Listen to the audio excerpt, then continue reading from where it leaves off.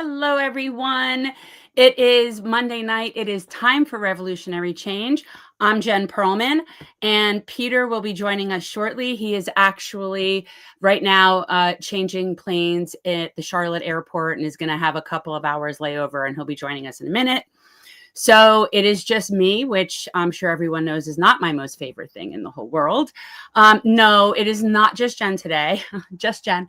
But we do have a couple of great guests coming on that are going to be joining us in about 10 minutes. And that's Mel and Jenin.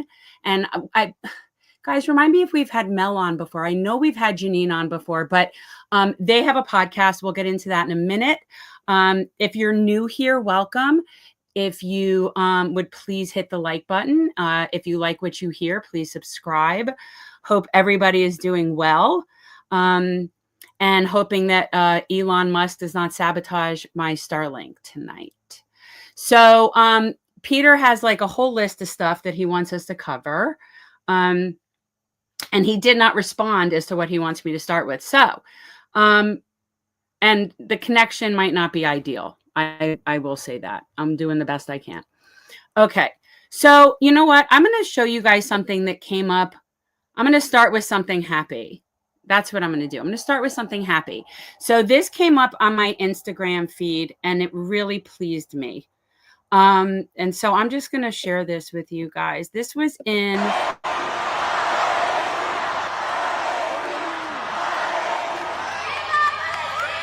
This is in Mexico.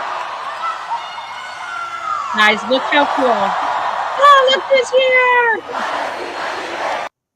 Hi. Howdy. How was your flight? Not bad. So I was just starting with this because I thought it was happy. This is a clip that I saw on Instagram of there's a young girl from Palestine on the stage, and this is somewhere in an arena in Mexico, and they're all cheering for her. And it's just really sweet. So that's what we're yeah. Yeah, you wouldn't see that.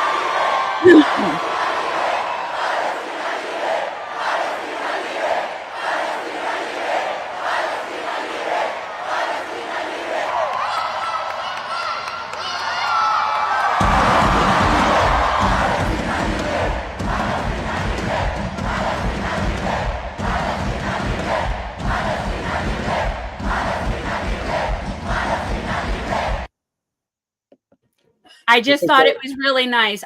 It pleased me. So I opened with that, and it's good to see you. You know, how's it going? Sorry to keep you waiting. No. It's good. I doubt that corporate media will cover any of that, but it did look to me like there were tens of thousands of people there for that event. Pretty big event. Well, I think it speaks. Okay, what do you want to start with? That was what I was asking you, and you didn't answer me, but you were probably already started with it. Oh, that was the first thing you wanted to start with? No, you started with it, and it's yes. I meant in terms of stories, like things were.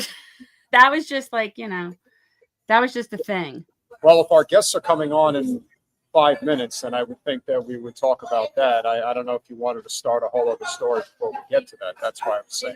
Oh, okay. So, do you have anything interesting to share with us about your travels?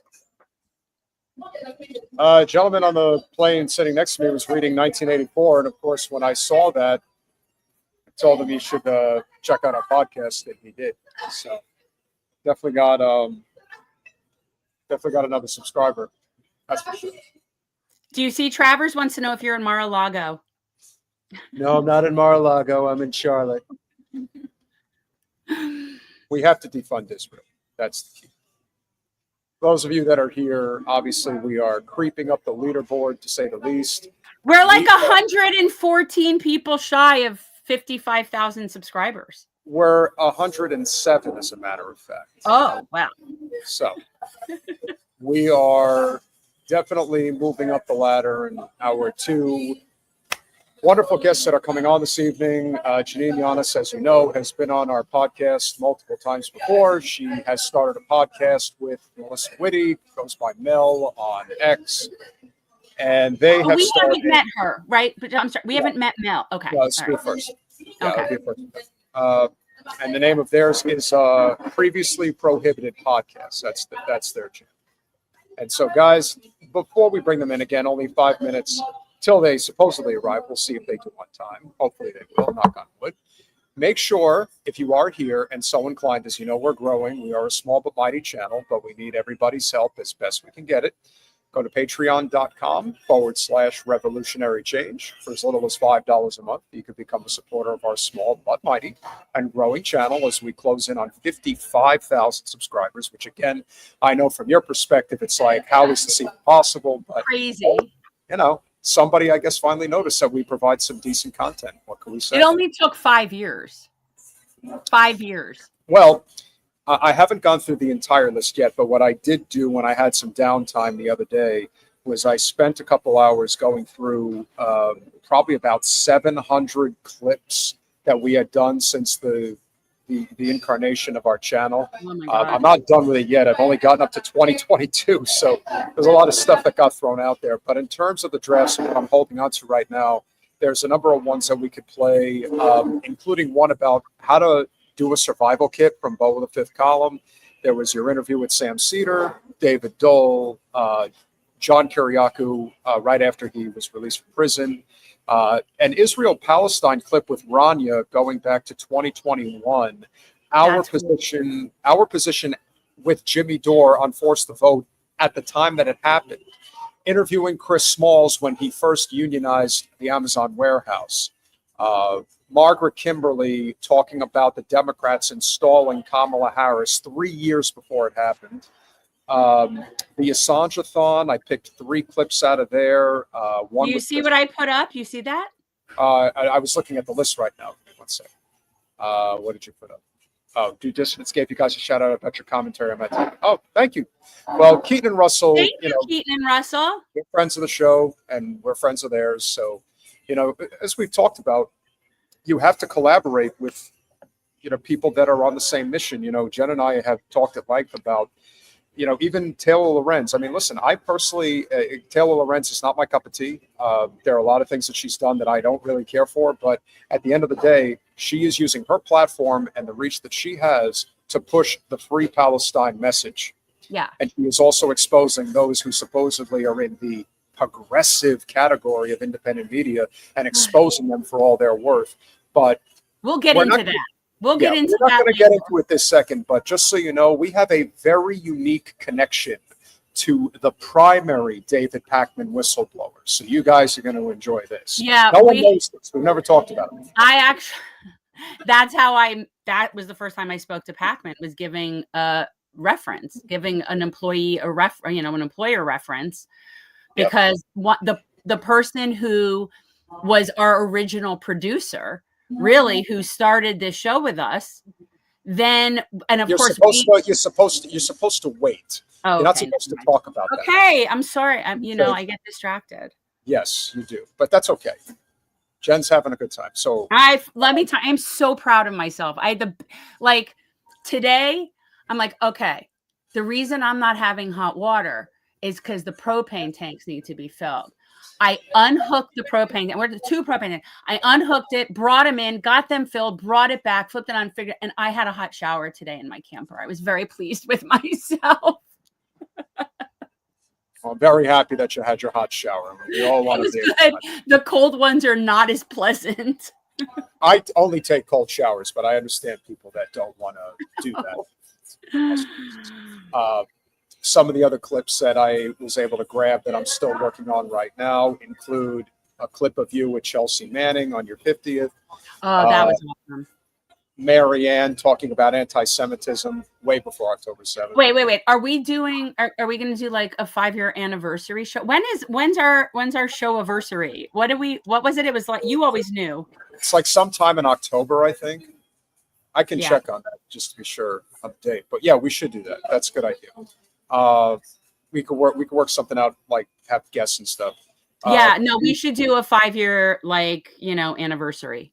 Just so you know, we were way ahead of the curve on Bari Weiss. We did a bootlicker of the week on Bari Weiss back in 2021. So, hey, don't get me started. I could bring back graphics like it's nobody's business. I have all my graphics. No complaints from me. I mean, as far as I'm concerned, I think that's look, if you put yourself out there, it's totally fair game. If you want to be a hack, you're a hack, and that's it. Interview with about Epstein with Josh Hamilton going back to 2021. Elon's tunnel under Fort Lauderdale. Ray McGovern. Donna Neville discussing the distinction between Judaism and Zionism. Yeah. Norman Finkelstein, the first time we had him discussing how Zionists like to conflate Holocaust survival without actually being in the Holocaust. That's kind of interesting. Oliver Stone discussing the MIC as well as JFK. Okay, Tony D says he misses the bootlicker. Okay, well, just because one person says that they miss the bootlicker. Well, we have bootlicker. We just changed it from bootlicker of the week to bootlicker alert, and we just don't do it as often because I feel like we're at a point now where everybody is a bootlicker that we would talk about. Like the people that we're talking about by name, they're all bootlickers. I don't think there's anybody that we haven't covered at this point. It's just what we talk about: the corruption, the filth, the conflict of interest. All of that is like. They're just, I feel like we'd have to have a bootlicker of the second. So it's kind of, yeah, that's why. I don't know if Rachel is here or if she's here, but okay. So she's here, but I don't want her to get onto the Starlink because I don't know what it'll do to the signal. No, that's not why I'm asking. That's not why I'm asking. I want to confirm if she confirmed with Jenin and Mel. Yes, most definitely she did. Okay. I know ladies got the link. I know ladies are allowed to be fashionably late, so I just wanted to be sure. You are fashionably late. No, I wasn't late at all. In fact, I got here as soon as I No, I mean in general. No, I'm not. I'm never late to the start. I may not be up to your snuff in terms of when you walk in. Yeah, see, this is the thing. It's not a gray area. The fact that you see it as like it's a gray area proves my point. There's on time and there's not on time. You know what I mean? Like, there's no degrees of late like that are gonna. Yeah, no. That's like degrees of pregnant. You know, it's not a thing. We have established his real nickname, so definitely want to make sure that that's the case. I am not in an undisclosed location. I will disclose where I am. Well, no, you can't because you don't want anybody catching you. You know. Well, yeah, no, I am on a really nice, beautiful farm that does it's through an app called Hip Camp, which is finding cool places to camp that are not like campgrounds that are full of people, and it's these people's homestead, and it's so beautiful. And I'm in my camper there with, and there's animals. What? Yippity dippity. It's so good. But as I've often said, being off the reservation is definitely ideal. And as we prepare for the inevitable collapse of our empire, you know, you have to think about what you're going to do in the future. So living off the grid is definitely appealing if you can, you know, start your own fire. Make no mistake, I am attached. I have power. I am at a hookup, but I'm getting to where I could not be for longer. Like I'm working my way there. Well, just remember, don't speak ill of me, and I might let you use my Starlink for the next several, years and such. But we don't want to keep our public waiting. No. So let's kick this off. I noticed that Melissa was somebody who was doing some pretty solid content creation on her own. The way that she goes about doing her business on X was pretty good. Then as soon as I noticed that she did a podcast with Jenin, I was like, all right, well, we have to bring the clan together, so to speak. And the one thing that we try to do with our channel, as you know, is pay it forward. Not a lot of people do that, but they have their own podcast that is growing. So we want to do our due diligence, no pun intended, and make sure that we do pay it forward. So we're going to bring in our first esteemed guest, who you all know very well. She is not only an outspoken civil liberties attorney, but she is also an outspoken Palestinian civil liberties attorney. And she's a friend of the show, and we're always thrilled to have her here. Jenin Younes, welcome back to Revolutionary Change. Thank you so much for having me back. Hi, Absolutely. it's good to see you. It's good to see So you. good to see you too. Yeah. Yeah, we it's been a can't have while. you. Yeah, of course. Well, we can't have you alone. We have to have your distinguished colleague and co-host of Yeah. the Previously Prohibited podcast, which I hope you will subscribe to on YouTube. Melissa Witte, as known as Mel, welcome to Revolutionary Change. Hi guys. Hi. Thank you for how are having you? me. I'm good. How are you guys doing? Good. It's nice to meet you. You too. And This so I is was so cool. This is the excited. first time we've had 4 squares since our Oh, brand. Yeah, I did one last week with 4, and I thought it was going to be too much, but it actually ended up being really good. So it's funny, it's like they say 3's a crowd, but 4's a party. So it works. What brought you two together? I'm curious how you guys linked up and started doing your thing. So I tried a very short-lived podcast of my own. I didn't like hosting alone, so I kind of gave it up. Right? But I had her as a guest. Yeah, it was too. So I had her as a guest, and then I was sort of paying attention to her tweets, and I'm like, I think we have a good, like, we don't agree on everything. We have like a good dynamic, I think. And it's like we disagree on just enough to keep it interesting. And it's sort of very different perspectives. I grew up in New York with Palestinian dad. She grew up in the South, has never met a Palestinian, I think. Never met a Jewish person or a Palestinian person, like knowingly. I'm sure I've met them, just it wasn't like a conscious thing, So it's a but I have met Muslims. That's the kind of different. But as far as like Palestinians, nope.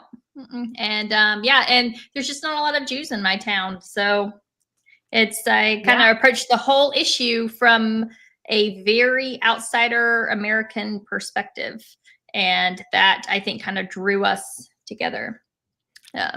Melissa, you obviously have been very outspoken as being conservative from the South and Christian. And of course, we have seen, as a friend of the show, Casey Malone, has pointed out, she grew up in the evangelical church in Oklahoma. And obviously the Christian Zionism, as we have pointed out, the marriage between Jewish Zionism, as cliche and stereotypical as it may be, the Jewish Zionism provides the money and the Christian Zionism provides the flock. And that is ostensibly how this relationship, this unholy alliance with this genocide state has come to be. How were you raised in the South? And was just the adherence to the Israeli message, was that something that you were raised in, but you broke away from? How was it for you?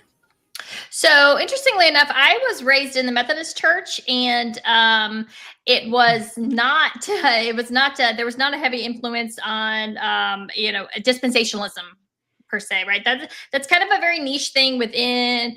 I shouldn't say niche thing because it is very prominent, obviously, in evangelical churches, but it was not something that I really experienced. But I grew up in a military family, right? So my family is, my dad was in the Army. He retired after 27 years.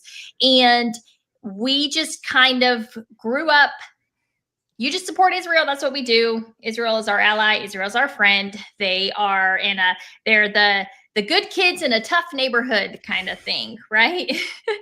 And and so it's most of it was really just kind of taken for granted, this support. And when I was in college, I was kind of an untraditional student. I married a man who was a Green Beret, actually.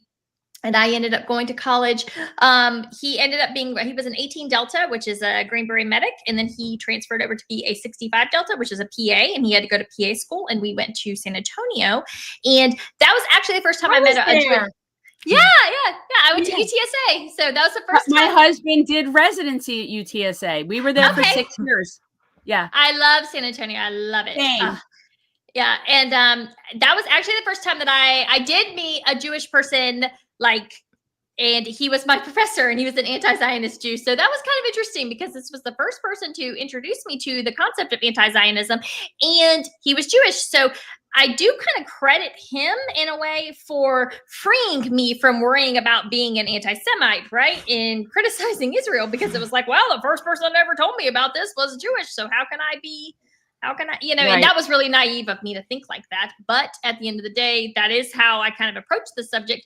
And he really just challenged my views about, why do you support Israel? Like, really, why? Why do you, and I mean, there were so many things I just didn't know. And this was actually during, it was in 2010 and 11, going into the, during the flotilla, the Gaza flotilla, the first time around, the blockade had set in at that point. And that was the first time I actually went to a protest, kind of, you know, I wasn't like active with signs or anything like that, but I did go, and it really opened up my eyes. And his whole entire argument basically was, what would you do if this were you? If this had happened to your family?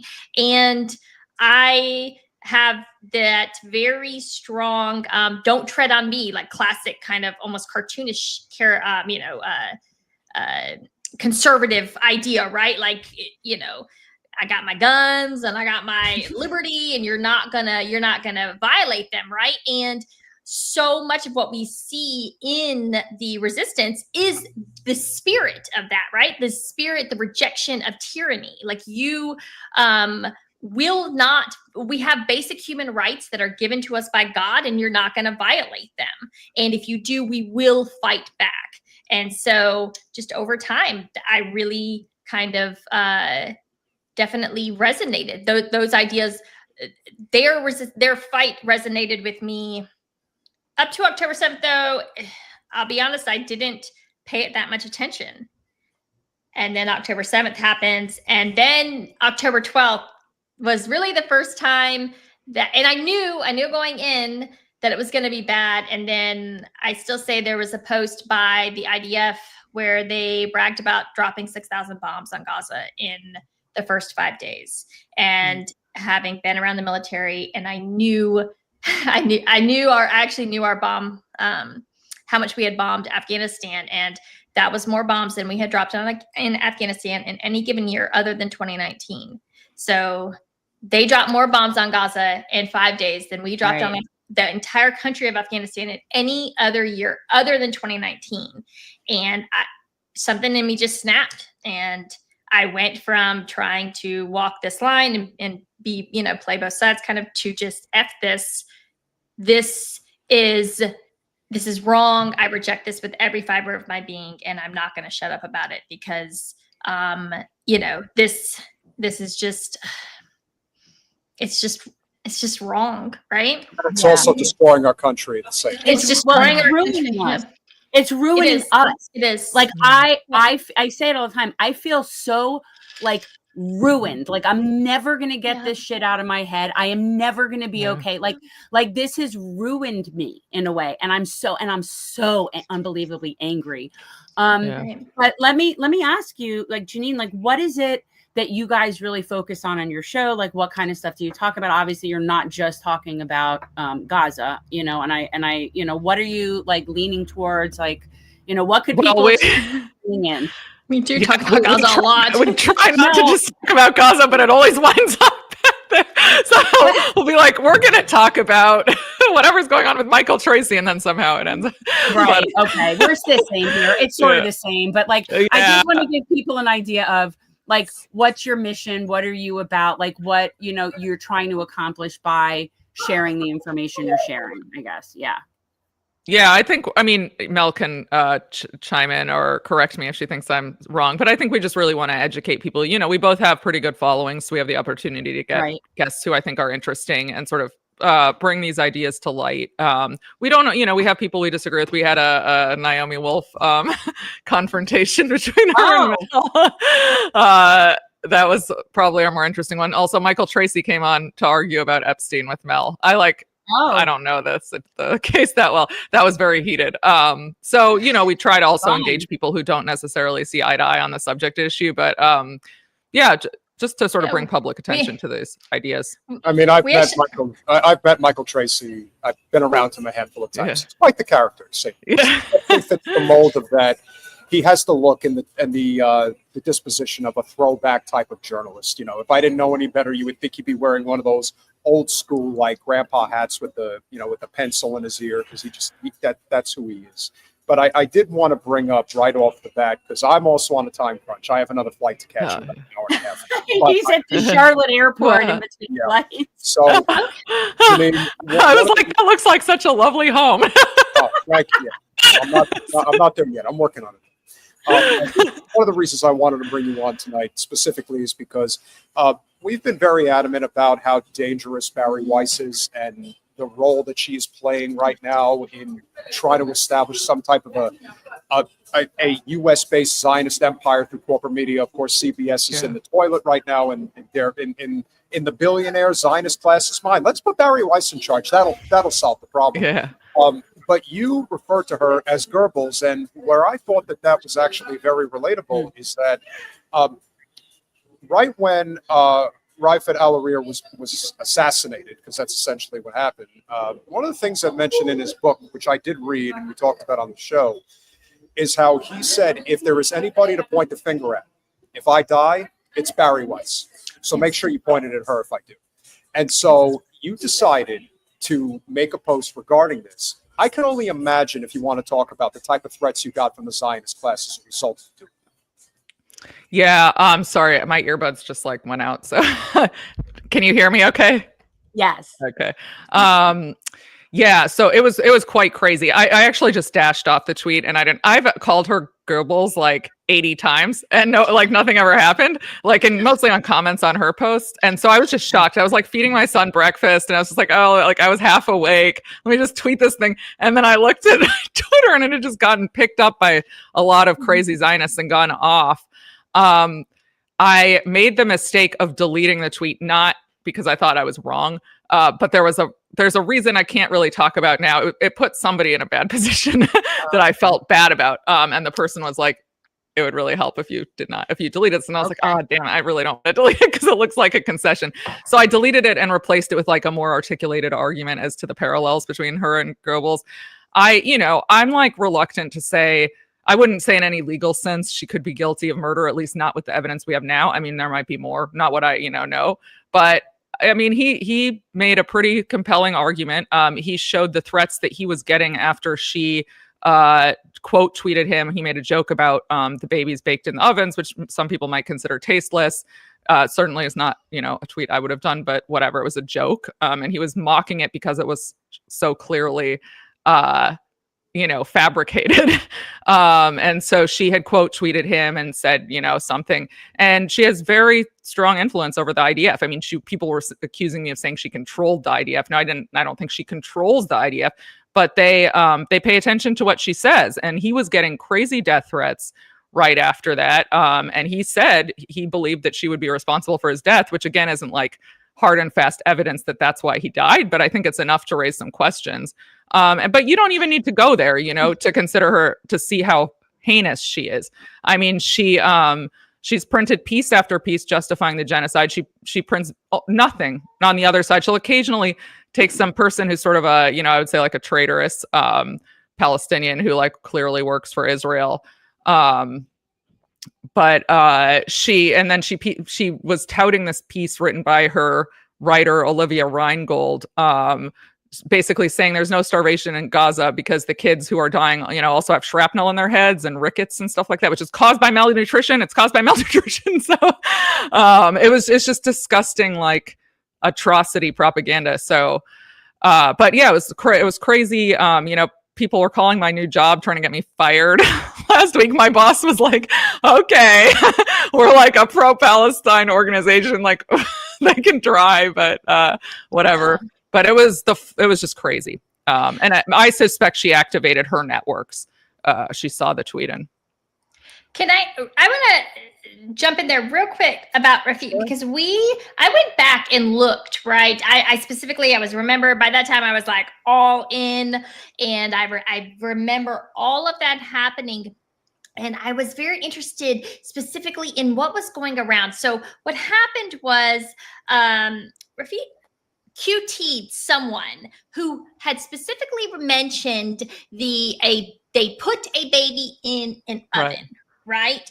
And for us now, we're almost 2 years out from that. It's like we know it's been debunked. It was debunked. But at the time, on the 29th, I believe it was, that tweet, this was actually a new claim. So where this came from was one of the founders, the leaders of Zaka, which is the Israeli rescue team, but it's not like officially by the state. It's like this NGO. He had gone to the Jewish Republican conventions of a Republican Jewish coalition, right? And they had a governor's meeting. So they had a leadership summit from the 27th to the 29th of October. And he gave a speech specifically saying that there were these babies. They didn't know which head belonged to which baby. Okay, so we know, total lie, that did not happen. He said that they had all these kids. And then he specifically said they put a baby in an oven. That's actually where that came from, was this man's speech that he gave at the RJC in Las Vegas, right? So it was, I believe it was John Potteritz who had posted about that. They put the baby in the oven. Rafi retweeted it because, again, he knew. At this time, we knew. But Bari and all of the Zionist class and whatnot, they were still believing this, right? So it was actually a new claim. It was actually different than the 40 beheaded babies, which has already been debunked. This was brand new. And so she took that as him mocking, right? Even though we know that it was, in fact, it was a lie. And so now she's kind of benefiting, I think, from like saying, well, how could you say that I had him killed? But no, because at this time, everybody was really passionate. Tensions were really, really high, and they were acting like that was real. And they took it, and she made it out to be that he was mocking this child that at that time they all believed had been put in an oven, quote unquote. And she absolutely 100% put a freaking target on him when she did that. All right. So I went back and I really looked at it. I really studied everything. I was like, I was trying to put myself back in that time. But lucky for me, one of their little Hasberis, who's always in my mentions crying about something, he had actually written an entire thread. His name is like Orel. I'm sure if you saw him, you guys have all seen him. He was actually in my mentions, and he wrote an entire thread about this. And this was on the 30th. I was like, holy crap. How are they still talking about this on the 30th? They knew by then. But no, this had been a new rumor that had just been sparked up. So she absolutely knew what she was doing. Tensions were high. And then, yeah, he had the threats come in from the IDF immediately after that. So I do absolutely think I 100% blame her for it. She knew exactly what she was doing. And again, these people all knew that this was a lie. By October 30th, they 100%, they knew the names and the ages and the manners in which all of these people died, and they knew that was a lie, and they spread it anyways. Yeah. Sorry, I just had to get that in there. No, I mean, Jen, you talk about it all the time. I mean, it's all, at this point, if it's not for financial gain, I don't know what it's for. It doesn't make any sense, because Bari Weiss, there was always something about her. I knew that she was a freaking snake in the grass. Yeah. And this goes back to what she did to Tulsi Gabbard. I mean, listen, think what you want about Tulsi, but you do not denigrate our service members, especially ones that serve as medics in combat zones. I mean, to me, there's also, and especially if you grew up in the Deep South, where being in the military is almost like a rite of passage in a lot of ways for a lot of people. There's a lot of jealous people who have a certain sense of incompleteness or lack of valor, if you will, and they like to throw stones at people that have that courage. And somebody like Bari Weiss reminds me of, Ben Shapiro, Dave Pakman, guys like that, who denigrate our service members all the time. Like, they do it without even hesitation. And so her motivation to kind of get to the top in terms of corporate media doesn't surprise me in the least. But she, in many ways, I think, as Jen, you would probably allude to, is somebody who likes there to be a lot of anti-Semitic fervor in the air. Oh, yeah. Career. Yeah. For sure. And I mean, it's just shocking. She's going to get editorial discretion over, CBS. And when one of the richest men in the world, at times I think the second richest man, Larry Ellison, who is the co-founder of Oracle, gives the reins to his nepo baby son, and he decides, what am I going to do with daddy's money? I'm going to go buy CBS News. And what am I going to do? I am going to make it a pro-Zionist network across the board. Larry Ellison is the biggest financial contributor to the IDF in the world. So this does not, the pieces, you may not be able to prove that they're all connected, but man, they fit like a glove in so many ways. Yeah. Yeah, Absolutely. what's interesting though about, all these people is that they're so in their own echo chamber. Most people, especially young people that are now like coming into being involved or getting to the right age to like realize, wait, we're being screwed. Those people don't watch CBS.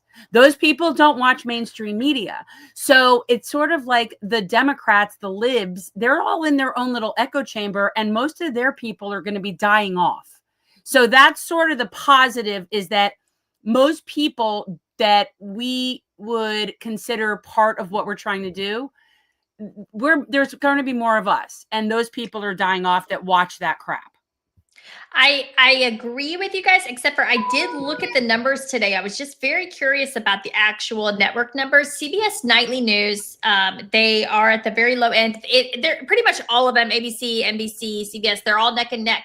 But the crown jewel is 60 Minutes, and it has the highest of any network. So averages last season, 2024-2025 season, it averaged 8.5 million viewers every Sunday night. Wow. And that is more than Fox News brings in. That's more than anybody. It is the crown jewel of American news television, right?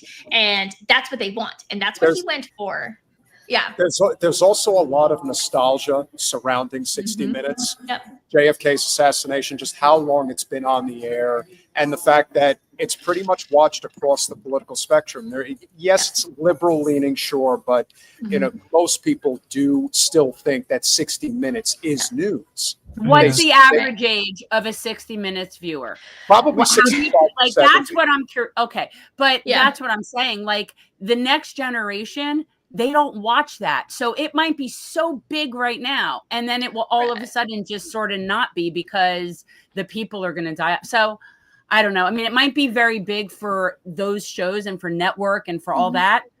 But anybody that's like, let's say 18 to 35, they're not watching. Like that whole group is not going to watch any of that stuff. We play a number of clips from various sources that we think are doing the right type of news, if you will.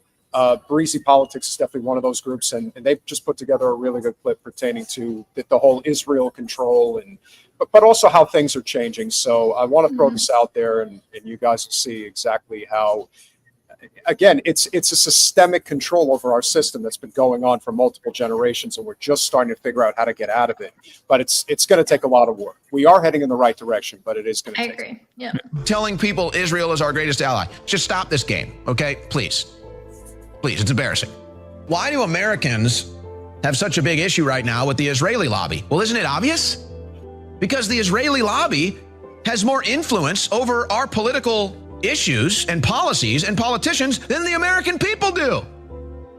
You can't have the Adelsons, you can't have the AIPAC lobby able to spend hundreds of millions of dollars that results in Israel first policies, and then people sit here and they say, I'm sick of the Israeli lobby. Let's just remind people. Not that guy. God. He is grotesque on so many levels. He infuriates me. We actually have a friend that is contemplating running against him in the Republican primary up there. It's not Aaron Baker? No. We just interviewed Aaron Baker, actually. Oh, really? Yeah. Okay, cool. Well, maybe if there's someone decent in, because our friend Clint was thinking about getting into it up there, and he'd be. Oh, Clint. What's Russ. his name? Yeah. We interviewed Aaron Baker, and God bless him. He's actually come out pretty strong. He has even. I know it's out of his comfort zone. God bless him. He's like classic Southern conservative. But no, he has come out strong, even calling for, there's that poor kid, his name is escaping right now, who is from Florida, who is being held in as Israeli dungeon right now. Yeah. And Baker made a couple posts about him. Good. And demanded that his representative ask, "Hey, what are you doing to help this kid and his family?" So, And I what was did he actually pretty say? impressed. And what did Randy Fine? How did he respond? Well, no, it's to not what he Randy was Fine's doing? district. It's not their district. It's not his okay. district. Oh, okay. Yeah. I mean, listen, Florida's got a triumvirate. You got Randy Fine, you got Debbie Wasserman Schultz, and you have Brian Mast. Brian Mast, the IDF jacket guy. So, you know, three's a crowd, but more like the Three Stooges of the Israel lobby. Israeli lobby. And they're saying, well, gee, you know, why? What's so bad about that? Because the Israeli lobby has more say in D.C. than Americans. The average American can't afford to donate $5,000, $5 million, let alone 500 to a campaign. They don't get any influence. They don't get the access. They don't get the influence. So they get left out. And it doesn't matter who the politician is. Trump has proved it. The all-time photograph. The pulling of the chair and sitting Oh. here. Listen, listen, Bibi, if you're uncomfortable, I'll buff your butt for you while you're at it. You know, that'd be really good. You know, Owen Stroyer was probably the top guy for Alex Jones's channel, and he just quit because Alex Jones has been. I mean, listen, it's so obvious. You basically put your entire ass on the line going after kids in Sandy Hook. And now his way out of it is basically they know he draws numbers. Listen, I know Alex Jones is good at what he does. So somebody with a lot of power and a lot of influence can say, you know, Alex, we could make a lot of those troubles of yours go away if you just get in line on some really important issues of ours. And so clearly he did. And so Owen's like, the hell with this shit. I'm going to go off on my own, just like Candace did with the Daily Wire when Ben Shapiro was like, you get on board with Israel. And she said, no, not doing it. So, yeah, credit to him. And, you know, credit to anybody who decides that. Is that where he's from? He was with Alex Jones? All right. That is correct. Yeah. Thanks. Let's take guts to bet on yourself and give up a lot of that money. Yeah. We'll finish it up. It doesn't matter. But it's true. Yeah. Owen is he's really nice. I've known him for about a year now. We've been mutuals. We go back and forth, and he went from kind of, you know, just tipping his, again, this is the third rail. If you're a Republican, if you're a conservative, it is the third rail. Like, you cannot talk about it. If you do, you will lose your audience. Except some of us just said, screw it. I don't want an audience that is okay with carpet bombing children. Like, F it. I don't want to be around you people. And God bless them. There is this very tiny but growing contingent on the right that's like, actually, we agree. It's not that tiny. It's not that tiny. It's not like that tiny. It's not. Yeah. Curtis Mills just wrote a piece, or Kurt Mills. Apparently it's like 50% of under 50 conservatives. So it's like it's like divided under 50 evenly. Yeah. Which is pretty good. And I think On if you look at under 30 on Israel. Yeah, on Israel. Yeah. But I do think it starts to extend across the board because, again, you know, I'm a conservative. I don't want the government necessarily like running healthcare, right? Like, I think that's a strong thing that liberals and conservatives definitely disagree on, as far as like, I think most of us want people to have access to healthcare, but it's like, do we have universal healthcare or do we do like free market solutions, right? But yet when you look at most people I know of that are younger and conservative, they're like, it shouldn't cost this much. It shouldn't cost an arm and a leg to have insurance, right? It should not draw, you know, it shouldn't cost tens of thousands of dollars to have a baby if you don't have insurance, right? And so I think that because Republicans have just become so, I mean, they are just worthless. They're so freaking worthless on everything other than apparently they can make shit happen. Sorry. By all means. Yeah. They can make the shit happen for Israel. Anything that Israel needs, they will make it happen. But when it comes to their constituents, producing results for us, like lowering healthcare costs, making childcare affordable, things like that, nobody's got any solutions, then it's like, oh, well, the Dems are, blocking us and blah, blah, blah, blah, blah. And I think that people are just getting really, really fed up, and they're looking at Israel. They're looking at the cost of living. They're looking at so many things that this country has that we don't have, and yet we have to supplement them for everything. And our representatives only seem to really care about the freaking state of Israel. It's the weirdest thing ever. And like they think we're not going to notice. They don't care. Yeah, they don't care. And that's the most important. They hope we don't notice, but even if we do, they really don't give a shit. No. No, what are we going to do about it? What are we going to do about it? We're going to just go vote. We're going to go vote. And for the two Israel first candidates. Right. We're going to go vote for genocide and genocidists or whatever. Yeah. I don't know. Right. But what? It's ridiculous. Yeah. And I saw Colinello, who's one of our regular people, said, am I telling you not to vote Democrat? Yes, that's what I'm saying. Yeah. Yes. Yeah. We had Lexi Alexander. She's like a Palestinian German filmmaker. On she had a very interesting idea, which was basically to organize a campaign, like persuading people you cannot vote for a candidate who is pro-Israel. Like, it doesn't matter if it means you don't vote, if it means you write somebody in, if it means you vote Republican, you have to. They have to know. This is very frustrating. Peter, would you please tell Colinello the error of this thinking? I will. I'm coming for you though, Mel, because single-payer healthcare is the only solution, and I'll explain. It really is. At least the Dem has a chance to win and make some incremental changes. Progress. How's that working for us, bro? I honestly do this. Okay, that's what you just did. Third party or not spoilers. And so, if I can have a minute. I participate in capitalism. I'm in commercial real estate. So I'm not some hippity dippity telling you, well, everybody is equal and all this and that. No. Are you referencing me? No. Okay. I'm just referencing the general sentiment of people who say that we need government-run healthcare. No, what we need is our money that the government decides how to spend and have it be appropriated for the things that we actually need. As far as I'm concerned, as Jenin has talked about at length in the past, if we had a single-payer system, none of this COVID bullshit would have ever come in the first place, because you wouldn't have had Big Pharma saying, everybody needs an injection. Everybody's got to get a vax, and no one can travel unless you do it. You know why? Because we have hundreds of billions of dollars to make off of you suckers who are the only developed nation on earth that doesn't have a single-payer system.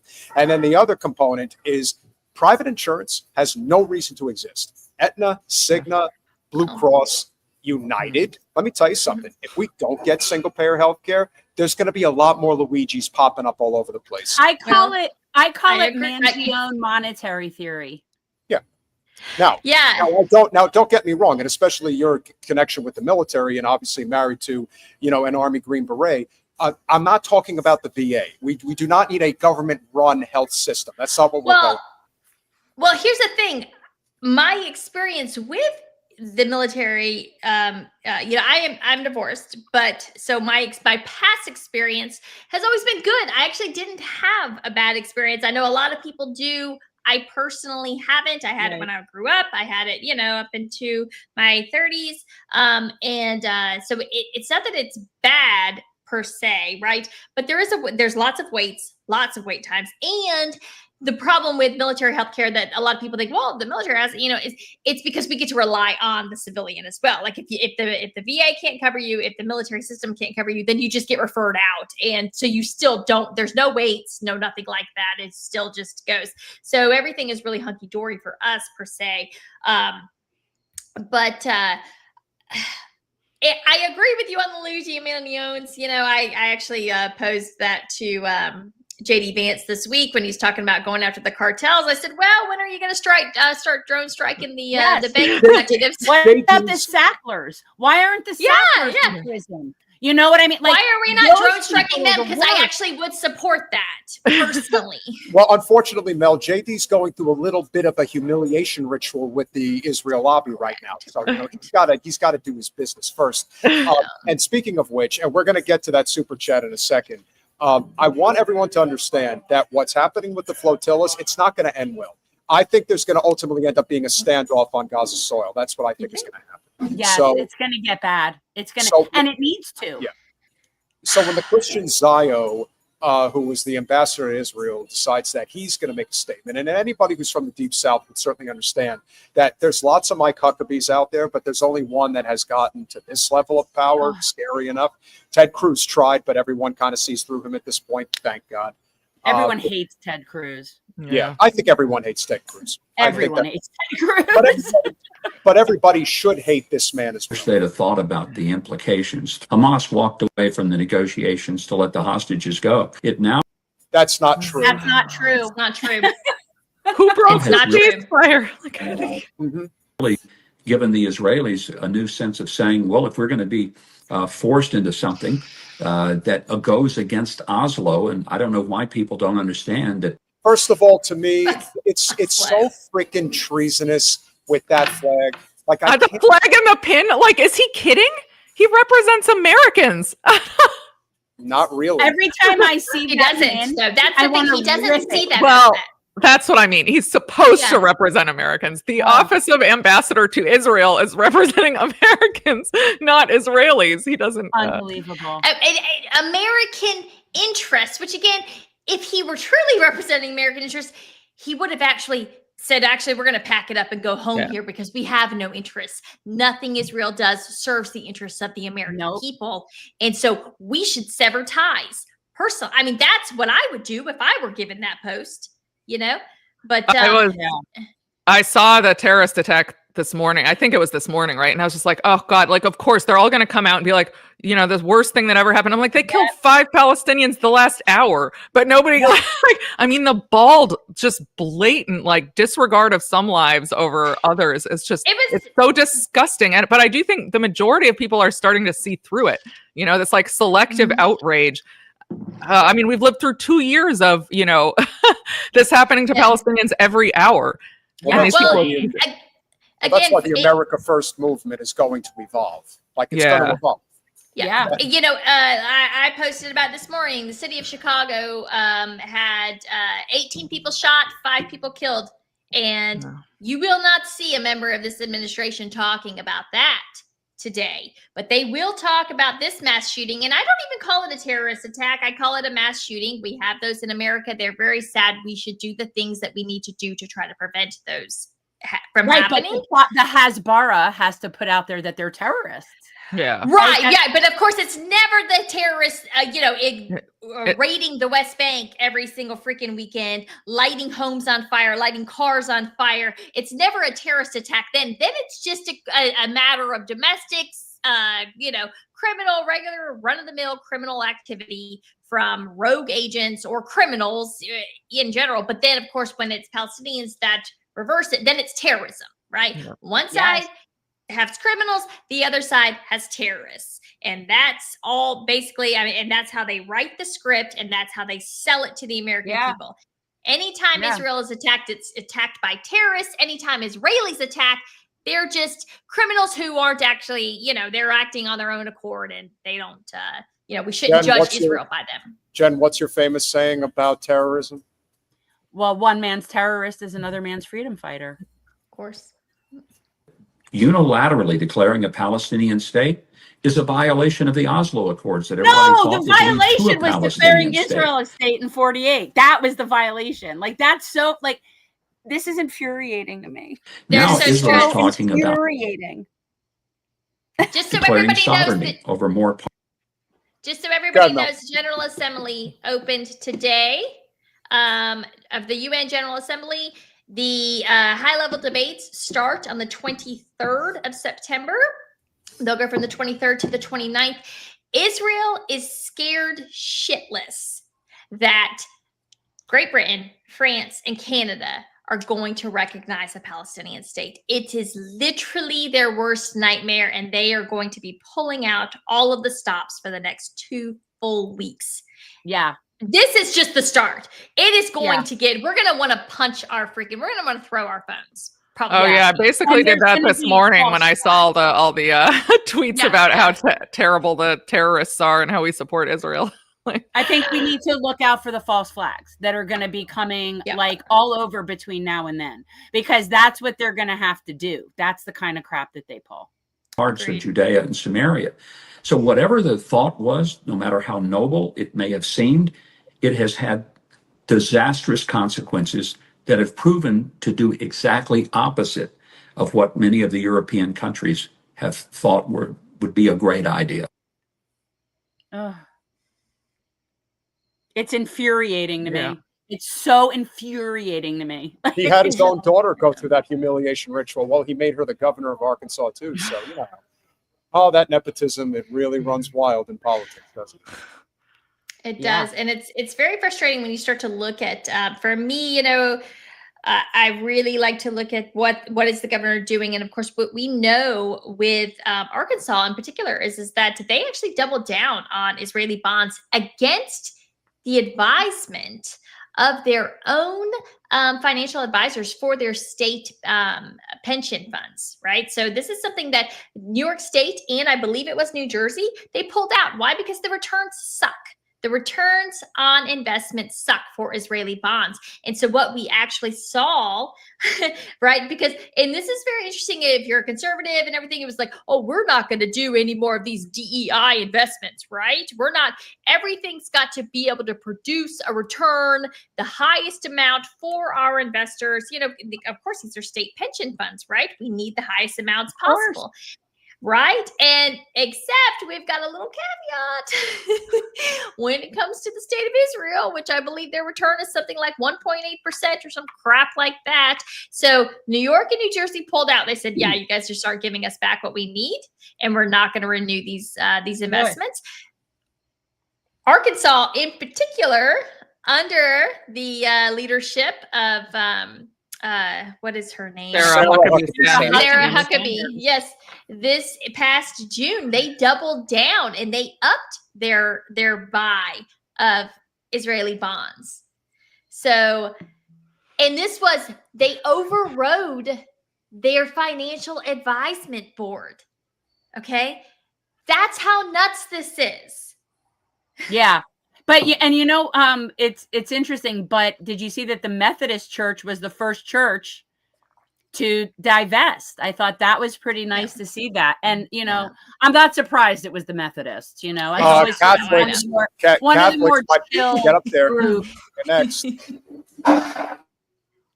So I want people to remember, and this is a habit we need to make more of, just like we call him David A. Pakman. We really need to stop referring to him as Netanyahu. He is Milikowski. The whole concept of Zionism, as Jenin knows better than anybody, is a lie. It is a complete lie, and it is done to completely whitewash a history of indigenous people. And no one has done that better than this piece of shit. They call themselves Netanyahu, but it's just a stolen name, a Hebrew mask plastered over a European exile's face. His real name was Milikowski, born of Ashkenazi lineage from Poland. Benjamin Netanyahu has neither the blood, nor the land, nor the language of those he claims to represent. His Judaism is not that of the shepherds of Hebron, nor the poets of Jaffa. It is the Judaism of a colonizer from elsewhere who put on the prophet's robe to hide the scent of ashes. Because what he represents today is not a people, it is a machine. A political, military, ideological machine, a machine of steel and contempt. Netanyahu didn't grow up on the banks of the Jordan. He grew up in the salons of New York's conservative elite and the ultra-nationalist sermons of his father, Ben Zion, the hardline Zionist historian. All fair. Yeah. Although I do take, you know, technically, I believe that they were friends with the elite Democrats of New York. I believe he used to sleep in the bedroom of the Kushners. It was also very good friends of mine, and he came to the White House quite a few times when I was president. Yeah. So, you know, can't forget about that. You do the voices quite well. I like it. Yeah. It's yeah, no, but again, as we know in the U.S., it's just one party, right? It's no, we always talk about that. It's the same. Right. We have the uniparty. It's like a unibrow worse. Yes, because we can't wax it. Can't thank Israel enough for exposing it all. He never spoke Arabic. He never shared bread with a Palestinian. He never had to bury a child beneath the rubble of an Israeli airstrike. He is not from this land. He took it. And yet he decides. He demolishes. He signs the orders. Today, under his rule, Gaza is a graveyard for children. Rafah, a field of ruins. Jenin, a ghost town. Yeah. Yeah. Yeah. I feel bad just because technically, like, he and I share heritage, right? Like, my family are Ashkenazi Jews from Poland, Austria, Russia, like that it was Prussia. Mhm. And it's like, I don't want to claim that. But one thing I do know is he's not a Semite.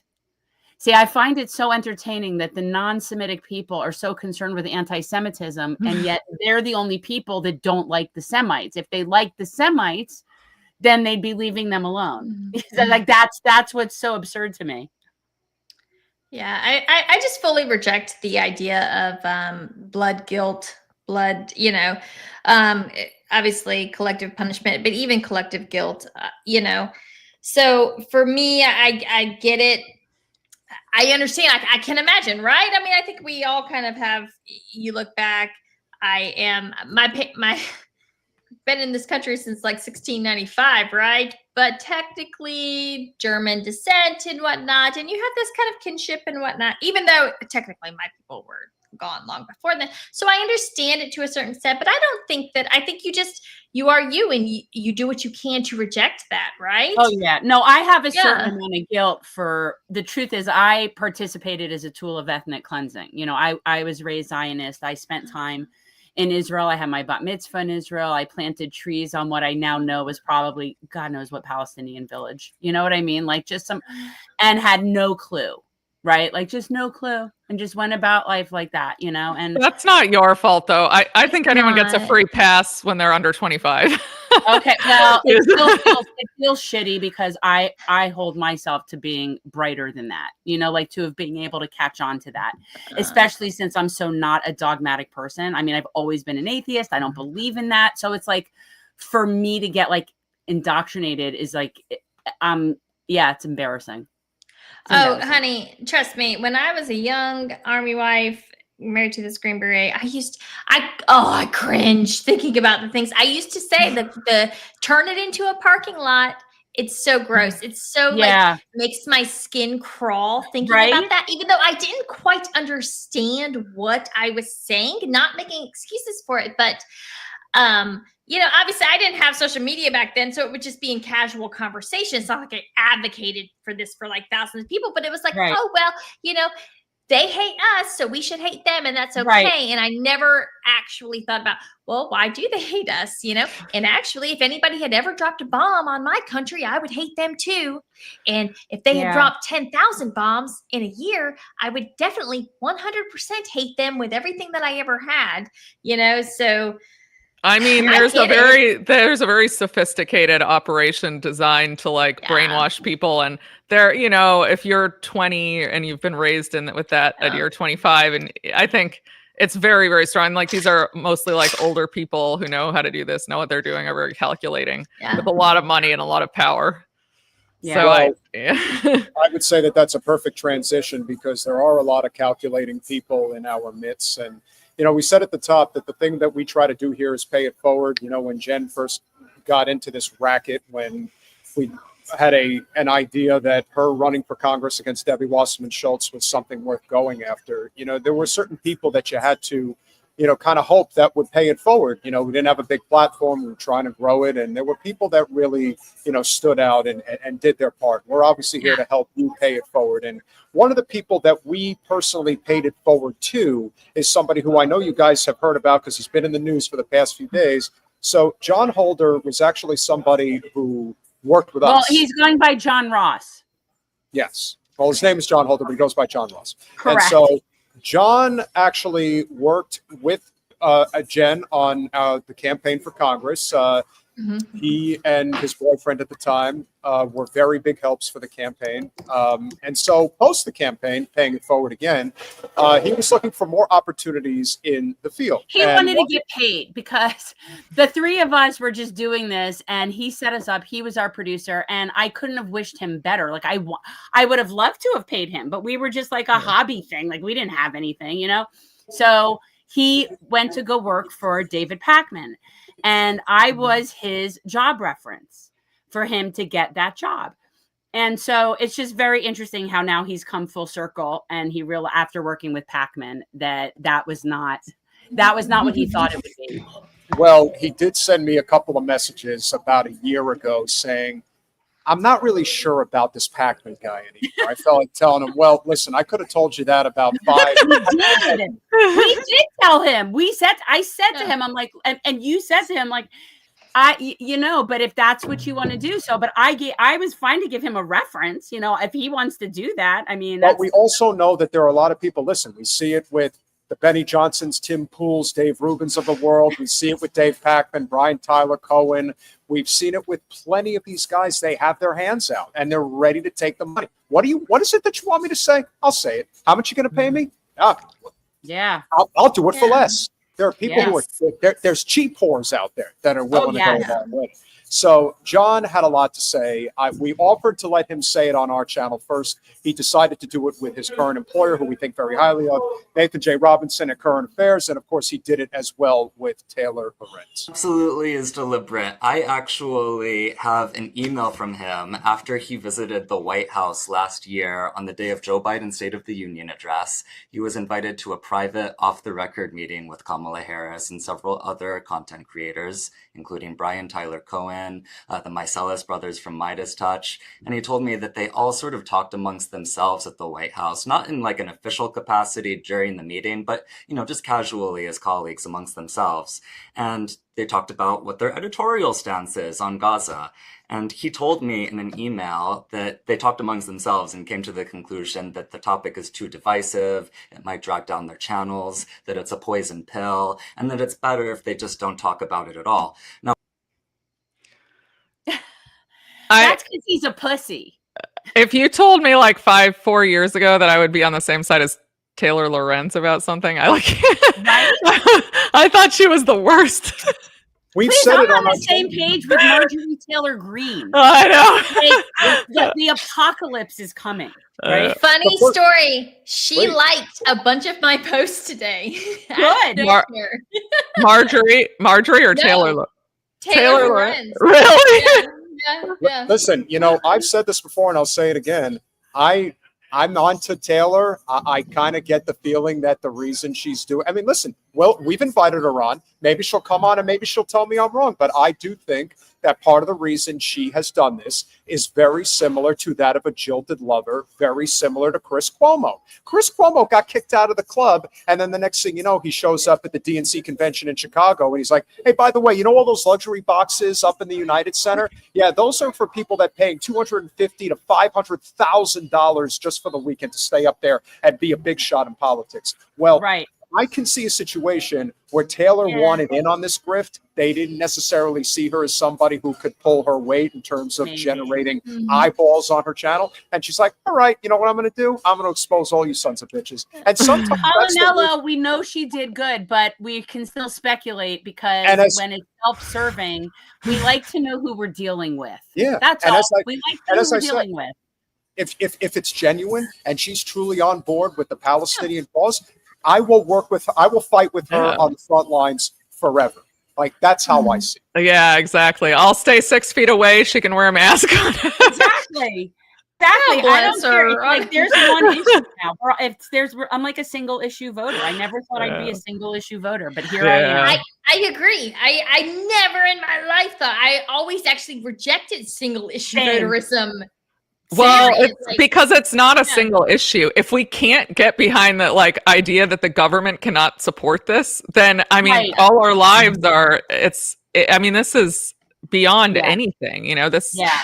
Yeah. I know. And God, and you said, I know you guys are, you lean left. So Marjorie Taylor Greene, funny enough, she follows me, and God bless her. She has done some pretty good work. I know she doesn't always tailor her message the way some people, a lot of people would prefer her to tailor it, but I understand exactly what she's doing. She's talking to her audience, right? Oh, yeah. And she has done a damn good job. She has great instincts. And let's be honest, she much like Massey, is already looking at a world post-Trump, which is very smart on her part. And if she ever intends to run for governor or senator of Georgia, which I believe she will, she's setting herself up very nicely. Don't hate the And player. FYI, I'm actually sitting in her district right now, and I'm actually planning on moving here. So it's kind of funny. Okay, yeah. No, she's going to take on Warnock. She's not going to take on Ossoff. Yeah, Ossoff definitely has more political capital than Warnock. He does, and he's smart. He's got a little Kennedy thing going on. I see it from he does, and he's got some weaknesses. I know them because that's my shtick. I do campaign finance, and I know where the skeletons are hidden in his closets. Yeah. But I keep my powder dry on that because, again, right now, this is the only thing I care about. It's literally the only thing I care about. Amen. So, yep. Brian Tyler Cohen literally has never done anything on Gaza. Beyond that, during the 2020 primary, even though he was regularly putting out videos covering news and politics, never once mentioned Bernie Sanders during the 2020 primary. That's not by mistake. Well, they've always been on the payroll. See, that's the thing that I've been saying. I've been saying this for a long time. I mean, I appreciate her coming with the receipts because it's nice to see the receipts. But these people have always been on the payroll. It might not have been very overt, but they've always been on the payroll, or they wouldn't have the crowd that they have.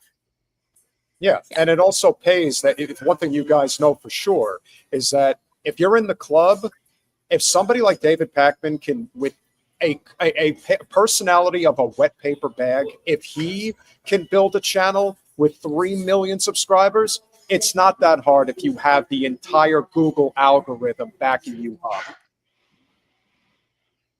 And we see today with this rise of Zoran Mamdani, has Brian Tyler Cohen covered him? No, not at all. So I would suggest that, yes, there absolutely is suppression on Gaza, but there also goes beyond that into like a broader shutting down of leftist issues. If you are a content creator and you have a platform of 3 million, 4 million people, and it's your job to analyze news and politics for a living, and yet you don't ever mention Gaza, it's like, I just don't understand how you would be able to sleep with yourself at night. I certainly wasn't able to when I worked for him. To be honest, I sort of feel like I have blood on my hands, or it's like he has this audience of 3 million people who are, broadly moderate, centristy, liberal types who, theoretically, if they did hear about what was happening there, then, they might have been more critical of Biden. There might have been potential to pressure him and change his policy on it. But because it was shut out entirely,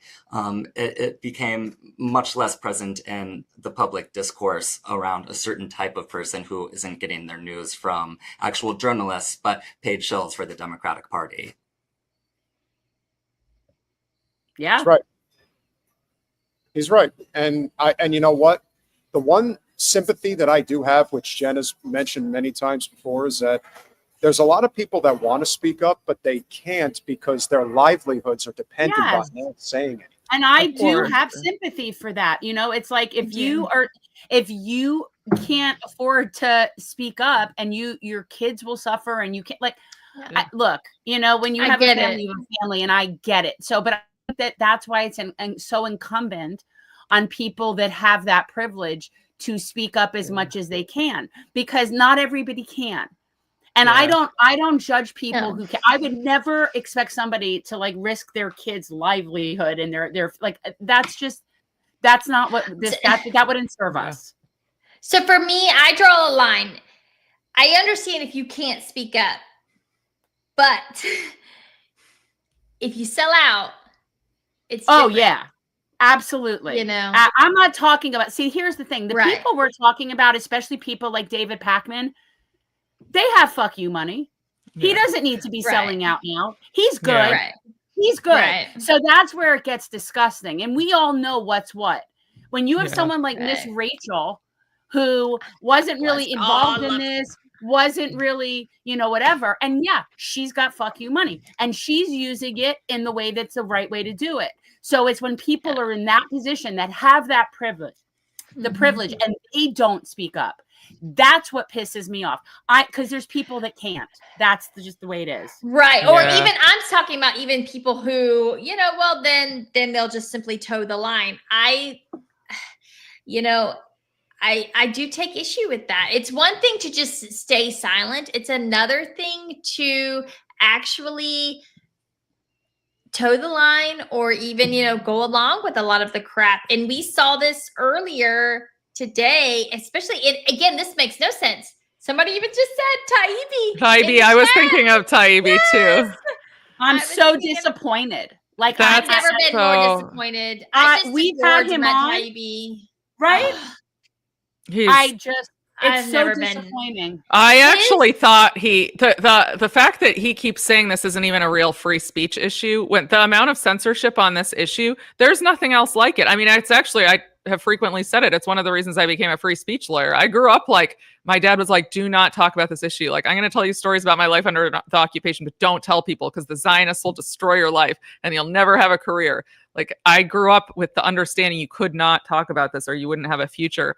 And he's him saying, oh, this just amounts to 2 failed deportations. I can't get worked up about it. And today he said, like, the pro-Palestine people don't make arguments. They just scream at you. Like, the pro-Israel people make coherent arguments. At least they try to. What are you talking about? All they do is scream anti-Semitism and call your boss. Like, that's what they've been doing to me for a year and a half. And it's one thing entirely, because again, I communicated with him privately. I'm not going to say what was discussed, but let's just say that I asked him, would you come on? Do you want to defend your position? And he said, he's been on a couple times. Like, we've had him on the show a couple times before. Just, In fact, Taibbi is actually one of the inflection points. We look back now because our channel has finally taken off. He was somebody who helped bump our channel because he came on the day after he appeared in front of the House Select Committee with Weiss and Schultz and another nincompoop. Okay. He came on us. And it was it was a great conversation, but the idea, it's one thing to say privately, I'm not talking about Israel, I don't want to address this issue. It's another thing for you to actually get out there and basically lick the ass of Bari Weiss. Like, nuts. And calling us jealous losers? Like, are you kidding? I'm not jealous of someone who launders genocide. I might not have 1,000 thread sheets, but at least I can sleep at night because I'm not. Well, she probably sleeps fine because she has no more. Let me tell you one thing about sociopaths. They sleep soundly. Soundly. Oh, yeah. Because in their mind, I remember when Wasserman Schultz was confronted about the fact that she is considered one of the most corrupt representatives in politics, and her response was, I know better than everybody else. That's her response, which is why not only does she trade on inside information, but she invests in the war stocks that are specifically for the genocide in Gaza, specifically for them.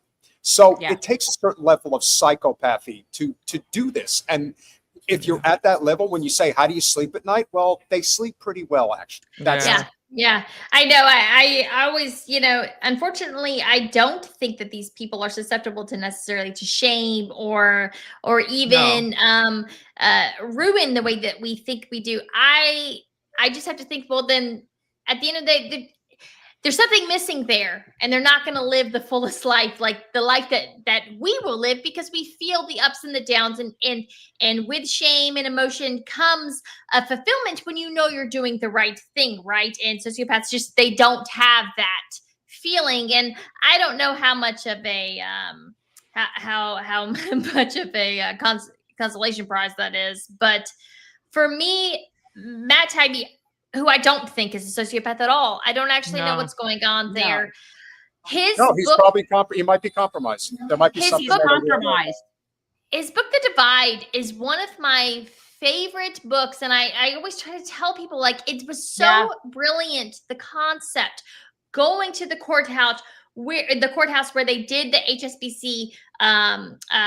They did, for people who don't know, it was 2012, I believe. HSBC pled guilty to laundering. They did basically every kind of financial crime you could think of related to drug cartels, and they were able to walk away with a fine. So on the very same day that they pled guilty and they took their fine, Matt Taibbi went to the New York City courthouse that they were pleading guilty in, and he talked to normal Americans, and he heard their stories about the criminal justice system and how they interacted with it and what happened to them, right? So it was a juxtaposition between how the rich are treated in our criminal justice system compared to the poor. It was brilliant. It was so brilliant, and it was so just on point, and I loved it, and it's one of my absolute favorite nonfiction books. And so for me, and I don't turn anyone into a hero. I know we all have our personal struggles and everything, but just to see this person who had so much moral clarity on everything else, and then just he's like a freaking boomer, like a Fox News boomer when it comes to this, and it's weird, and it's like, what the hell is going on here? You know, it's disappointing. And it's worse with somebody like him because he has done amazing. He really has. But he's selling out. Like, he's selling out, and maybe and again, look, he's older than people think. He's actually in his 50s, and he has 3 kids, I believe, and he lives in North Jersey. So, I mean, Lord knows he's got a lot of expenses and things that he has to think about. And if his Substack, I looked at his Substack makes like 600 to 1,000 to $1 million a year. Like, I mean, kids aren't that expensive. He's probably doing just fine. Yeah, no. Well, listen, okay. But then there's also, but you're in DC. There is a certain lifestyle that people want to have. There's certain restaurants that people want to go to on the regular, and as thick as it is, they're not willing to sacrifice things like that. That's why but that's also why Pakman has a conniption anytime he loses any of his paid subscribers. I don't know. I hear what you're saying, but at the same time, I'm like, really? Like, your legacy and your conscience is worth, a couple nice dinners out every month? Like, F that.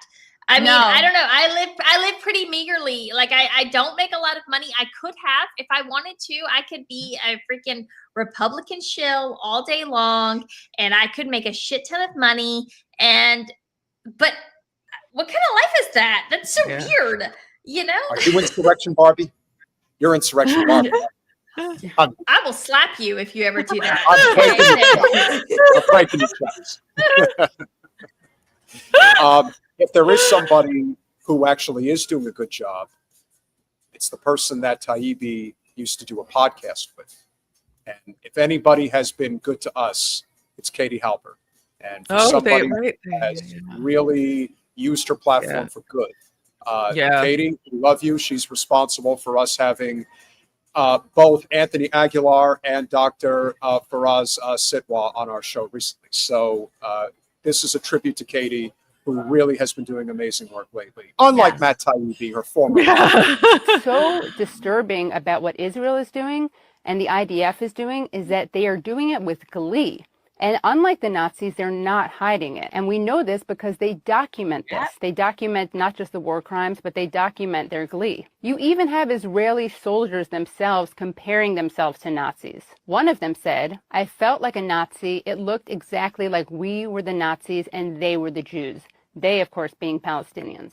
Another soldier said it is justified and, in fact, essential to learn from every possible source, even, however shocking it may sound, how the German army fought in the Warsaw Ghetto. So there we have Israeli soldiers literally learning from Nazi tactics and comparing themselves explicitly to the Nazis, and the Palestinians to the Jews. Ironically, according to the International Holocaust Remembrance Association definition of anti-Semitism, it is anti-Semitic to, quote, draw comparisons between contemporary Israeli policies to that of the Nazis. So I guess those soldiers are themselves anti-Semitic, according to this definition. I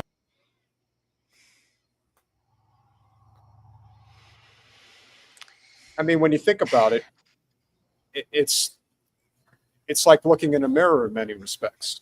But the other scary part, which is what I've said is the biggest issue with Zionism, is that they want anti-Semitic fervor to explode. That's why you're seeing so many people in the comment sections. Jen, you were talking about the other day, the people were saying it's the Jews or Hitler was actually right. I spend a lot of time in our comments trying to correct people and educate people as to the difference between Judaism and Zionism, because I saw this coming a mile away.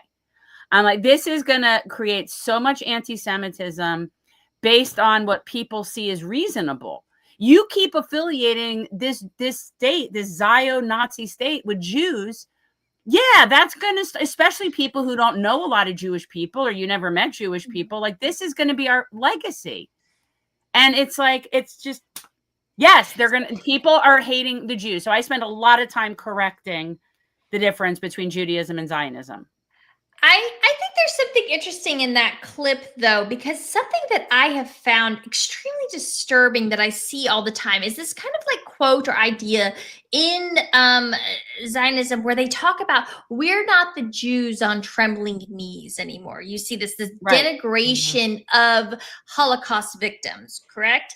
And that's almost kind of fascinating what she just said, because it's almost like, do these people have these own super hyper insecurities that they are trying to overcome in this psychotic, demonic way? Yeah. Well, you have to go back to the history of Zionism and how it was founded. And it was essentially, Zionism is an extremely anti-Semitic concept, and anti-Semitism only comes from Europe. Like, there was no, in the Muslim world, there is no anti-Sem, like, that's not a thing. That's an European concept. And so many Jews were like self-loathing in the way where it was, first of all, Jews were not considered white. Okay. Jews were not considered white. So in their mind, they were lesser unless they would get their own nation. If they had their own nation and their own language, then they would be able, like, then they would be a real people. And we're not going to be the victims, but it was all secular. Like, those people were all secular. And so they were very like self-loathing and anti-Semitic. They weren't about being Jews. They weren't actually practicing Jews. And it sounds very inferiority complex, kind of, you know, like, absolutely, we've got to overcome this. Now we're the Germans, we're the strong, powerful ones, you know? And it's like, you know, this sounds like we need a therapy session here. Right? You know? Well, it's, you know what it is? It's really, it's not that complicated. Trauma begets trauma. So you have people that were traumatized, and I'm not even talking Holocaust. I'm talking way before that, like in the creation of Zionism, because anti-Semitism has always been a thing in terms of Jew hate. Jew hate has been a thing. Like, my relatives, my ancestors all fled Russia from the pogroms at the turn of the last century, and their businesses were set on fire. And like this, there was a real Jew hate, and it was through Russia and Eurasia, and it just sort of like, it was there. And so they were convinced that in order to be, you know, real Europeans, that this was what they had to do. And it was before. Now, World War II and the Holocaust provided ample opportunity and excuse. It was really like a manufacturing consent opportunity to push forward. But this has always been a very anti-Semitic, white supremacist project. 100%. We'll continue. Another point of comparison, although it's actually a point of departure, is the relationship between the genocide and public opinion. Now, the Nazis tried as best they could to hide what they were doing. And in fact, the biggest concentration camps that they built were outside of Germany. And they didn't do them in public places. And even though it was illegal to resist the Nazis, you did have some resistance from people who were fighting against what the Nazis were doing within Germany. In Israel, however, everyone knows what's happening. It's documented by legacy media, it's documented by social media, and yet the vast majority of Israelis think that the government is using either an appropriate amount of force or not enough force against the Palestinians. You even have young people dancing to genocide.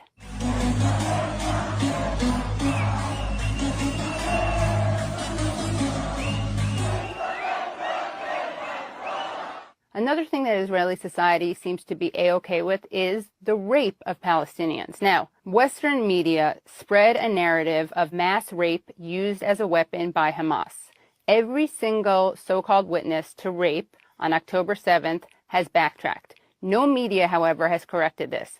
But what has the Western media totally ignored, which, ironically enough, the Israeli media has covered? The rape of Palestinians. There's literal video footage of Israeli soldiers who pick up a Palestinian, raise their shields to hide what they're doing, but are obviously gang raping him. So what happened next? There were protests. Protests against the rape? No. There were protests that have been dubbed right to rape protests.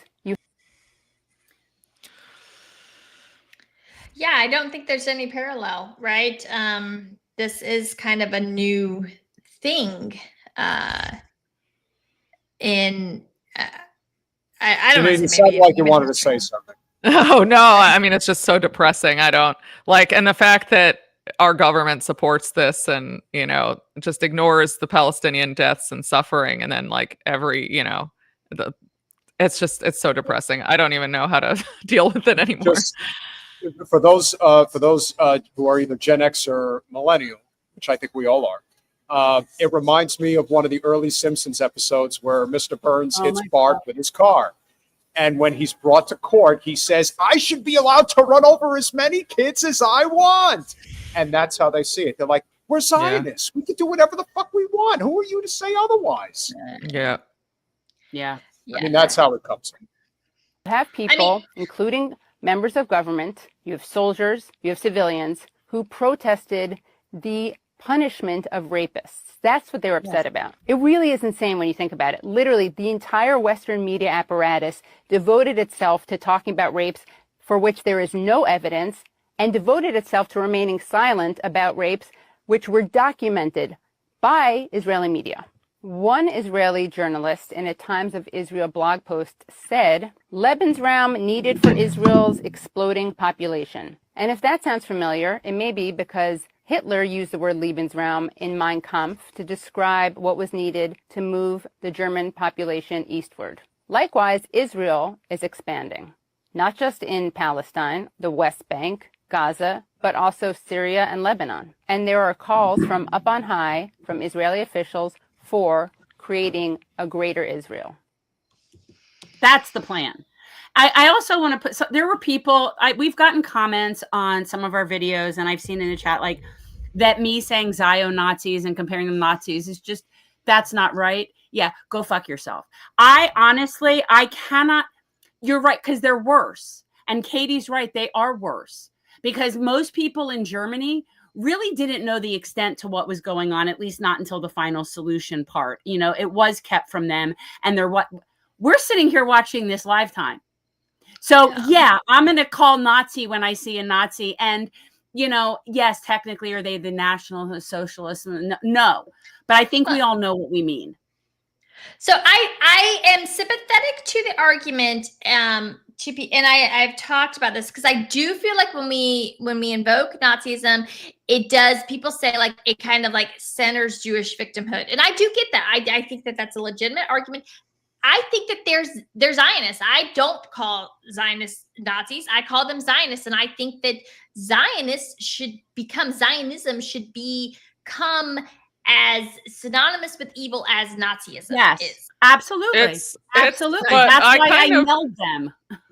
I kind of like it as a rhetorical tool because for so many people, like it's ingrained in their consciousness, like Nazism is bad, right? We know Nazism is bad. You don't really have to argue that. So when you show them the parallels, that actually can really be very powerful.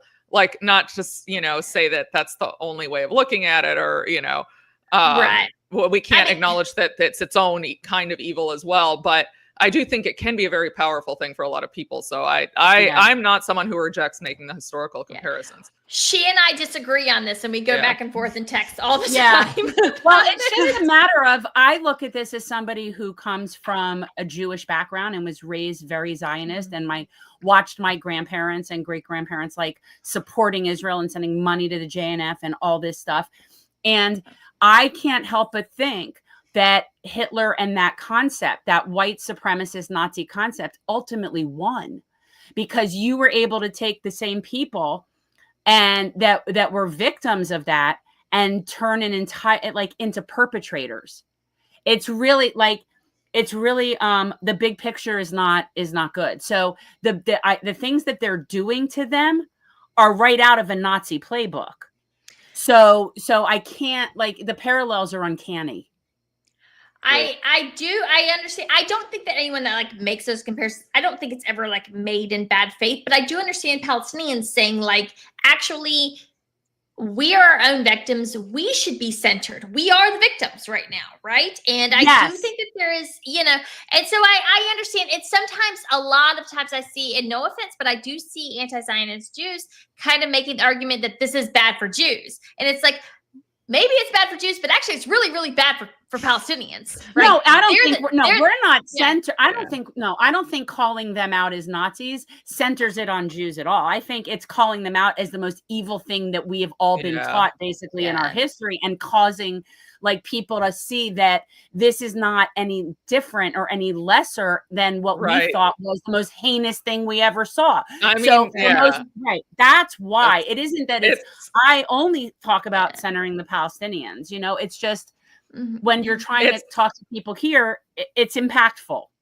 It's like a reference point, because you don't have to convince people that Nazis were bad, right? Like everyone agrees Nazis were bad. So we start with that understanding, and then once you show the very clear parallels, so I think it's easier. It's almost like it's a shortcut.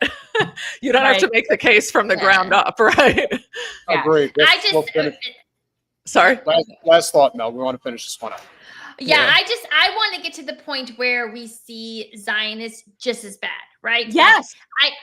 It is just, and so when I say that you're a Zionist, it is, you should recoil at the thought that, but we're not calling you that. But we're not there yet. God, we're getting there. We're getting. This plan for Greater Israel is so frightening that even Moshe Yalon, a former IDF commander, said, על עליונות יהודית, מיין קאמפ במהופך. שרותיי סומרות שאני אומר את זה. Here are some other comparisons that one cannot help but draw between the Israeli government and the Nazi government. Hitler in 1939, speaking to the German parliament, said, if the world of international financial Jewry, both in and outside of Europe, should succeed in plunging the nations into another world war, the result will be the extermination of the Jewish race in Europe. In 2016, during an interview, former Defense Minister Avigdor Lieberman said, quote, if they, the people of Gaza, engage in a new war on Israel, it will be the final war for them because we will completely destroy them. The following is a quote from Heinrich Himmler, the head of the SS. We had the moral right, we had the duty to our people to destroy this people which wanted to destroy us. Now listen to this from Ezra Yakin, a veteran from the Deir Yassin massacre, one of the worst massacres of the Nakba, who on October 13th, 2023, talked to Israeli soldiers about the need to go into battle. תעלו והצליחו, תכסחו אותם כמה שיותר, שלא להשאיר מהם זכר, שלא הם, לא אמא שלהם, לא הילדה שלהם, לא התינוקות שלהם, אסור להם לחיות לחיות האלה. נקבל עוד טילים מהחיזבאללה, ויקומו כל הערבים בארץ נגדנו, ואז לא תהיה ברירה, מי יש לו נשק יירה בהם. אתה יש לך שכן ערבי, אתה לא תחכה שהוא יבוא אליך הביתה. תיכנס אליו הביתה ותירה. Yeah. I doubt that Matt Taibbi will be doing any of this type of journalism anytime soon. I mean, I saw somebody in the chat say something about that they were disappointed that Katie didn't call out Matt, I guess. And, that's always kind of a hard thing. It's like he's being like called out by a lot of people. Yeah. Is it really necessary for her to point it out? Like, and is there some real benefit that would come from that? Like if that were real, if we were talking about standing on a platform about a genocide, fine. But to use your platform to call, like, I don't know. I just don't. And I also don't know what the status of your relationship is, in terms of friends. It's weird. Don't know. It's weird when it's someone you worked closely with. I got a lot of like pressure to call out Jay Bhattacharya because, he's now the NIH director and they had this like NIH put out, and I had some knowledge about what happened and whatever. And I just wouldn't do it. And like, I really like him and I was just not going to do it. And I was like, there are plenty of people calling this out. Yeah. But I don't think that's a moral obligation. Like to me, that is not something. Calling out somebody for what they said about something is not a moral or didn't obligation. say, which Correct. is, I don't. Yes, especially when there are plenty of other people doing it. Like if there was nobody else doing it, I'd be like, okay, this is on me now. But if there are 100 other people doing it, like I don't need to, I have a personal relationship with someone.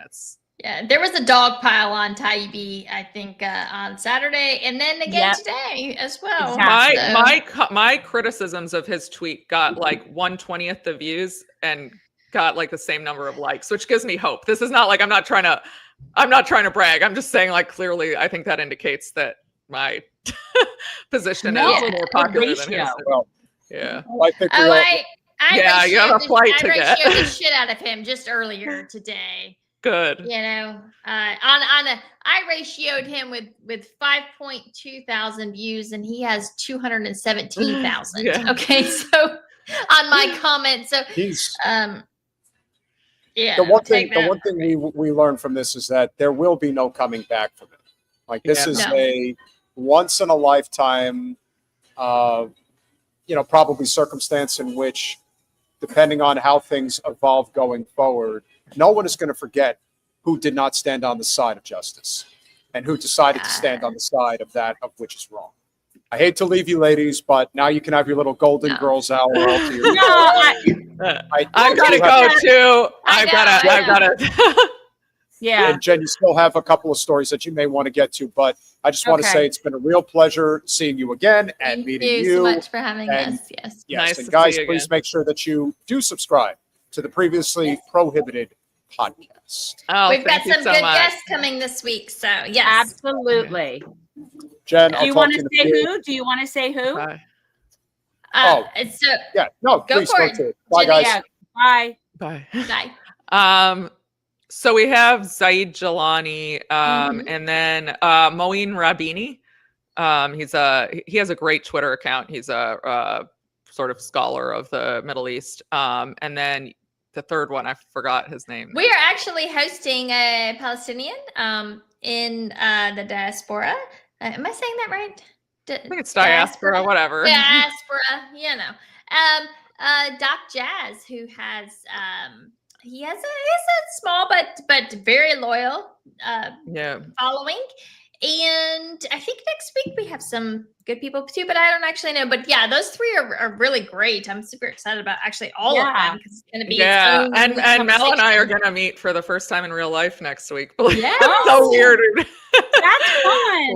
We're going to an event. Yeah, it's so weird because we spend so much time on the phone. It's like odd to think we've never actually met in person. Yeah, that is weird. Well, have fun when you guys meet. And it was really nice to see you again, Jenin. Nice to meet you, Mel. Nice Thanks to for see you. Yeah, and guys, make sure you check out the podcast. All the links are in our description. Yes. And we'll talk to you guys again soon. Okay. Yeah, we'd love Bye, that. guys. Bye. Bye, guys. So that was fun. And since Peter didn't get an opportunity to go through super chats, I'm going to do the best I can to do this, guys. I do see that I'm freezing probably a little bit on your end. I see my bars are kind of fading a little bit. So let me get through the super chats, and then I'm going to share something with you that I thought was kind of interesting. That's kind of gone very under the radar. And I don't think we talk enough about it. But first, let me say thank you to New York City 1, NYC 1 for the $2 super chat. The Familia boat of the Samud was just hit. Yeah, I see a few of you guys coming in on that. Thank you, Piano Man, $10 super sticker. Appreciate you so much. Yeah, guys, if you are new here, please make sure that you hit the like button and share.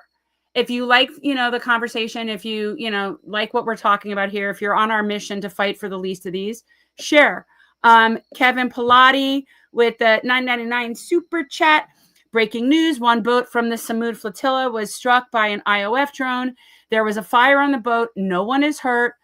That's the good. Personal testimony was given by Yasmin Akar. News shared by We're the Peace. Okay, so I will have to look this up right now and just see where we are because this is definitely news. And maybe I'll be able to comment if I see anything. Yeah, Gaza bone struck. Okay. Flotilla, this is Reuters, Flotilla for Gaza says boat struck by drone in Tunisian waters. I can't do it. Tunisia. Okay, so here's something from the Times of Israel. Wait, we're not going to read that crap. All right, so I'm going to have to find out. Oh, thank you, Colin. Look what happens. You say, and then the magic just happens. It just sort of happens like that. So it was struck by a drone in Tunisian waters. Okay, can you scroll? Do I have to do it? Can I scroll? Okay. The Global Samud Flotilla for Gaza said on Tuesday, so tomorrow, that one of its main boats was struck by a drone in Tunisian waters, though all 6 passengers and crew are safe. Portuguese flagged boat carrying the flotilla's steering committee sustained fire damage to its main deck and below deck storage. The GSF Global Samud Flotilla said. The Reuters, blah, blah, blah. Tunisia's National Guard spokesman told Mosaic FM radio that reports of a drone attack on the flotilla have no basis in truth, adding that an initial inspection indicated the explosion originated inside the vessel. Okay. The flotilla is an international initiative seeking to deliver humanitarian aid to war-torn Gaza via civilian boats. After the strike, dozens of people gathered outside Tunisia's Sidi Bou Said port, where the flotilla's boats were docked, waving Palestinian flags and chanting Free Palestine. Okay, so we don't have enough information here then to really say what happened, but I will tend to believe with the credible people on the flotilla. And if they say they were bombed by drones, then they were bombed by drones. Now, that's all I have right now, so I can't really say more than that. But what I will do is I'm going to share something else with you guys. We're going to get off that subject for just a little bit here. I had something. Was that it? Colin, did you get that thing about, was this the thing? Yes. Thank you. Of course you did.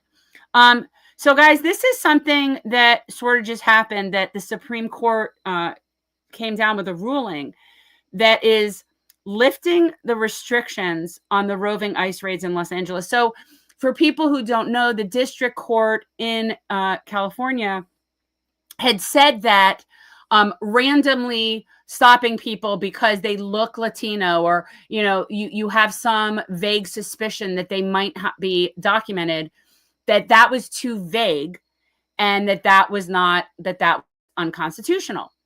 And the Supreme Court has just, can you scroll? Okay. The Supreme Court has lifted restrictions that barred the Trump administration from carrying out immigration-related raids in the Los Angeles area.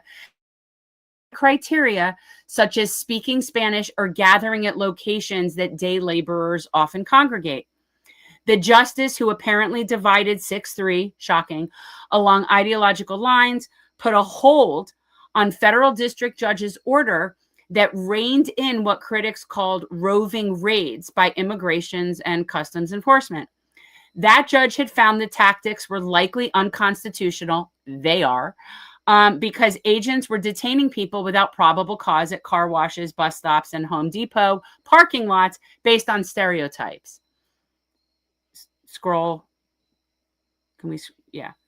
The high court's majority offered no explanation. See, this is very interesting to me. They offered no explanation for its decision to grant the Trump administration's emergency appeal to block the district judge's order. However, Justice Brett Kavanaugh wrote separately in support of the decision. So that's what we call a concurring opinion. So he obviously sides with the majority, but he had to get his own 2 cents in. So it's called a concurring opinion. Okay. He wrote, it was reasonable to briefly question people who meet multiple, and this is in quotes, common sense criteria for possible illegal presence, including employment in day labor or construction and limited English proficiency. The court's 3 liberal justices dissented. Can I say this? That is so disgusting and so racist. When I lived in San Antonio, and for people who don't know, I lived in San Antonio for 6 years, and I met so many Mexican families that their history went back further in Texas from before we owned Texas. Okay, meaning that we drew a little random line around the people that were part of Mexico and said, okay, now you're here. Okay, so there are a lot of people in this country, believe it or not, that are completely citizens, and even people that are born here that speak Spanish. I know that sounds crazy, but it's true. So yeah, that it's just so unbelievably racist that to him, to Justice Kavanaugh, is if somebody is speaking Spanish or has trouble with English proficiency, then that's a sign. That's a sign for a bigot. That's what that is. That's a sign that you're a bigot. Okay. We to live in a country where the government can seize anyone who looks Latino, speaks Spanish, and appears to work a wage job, Justice Sonia Sotomayor wrote, joined by Justices Elena Kagan and Ketanji Brown Jackson.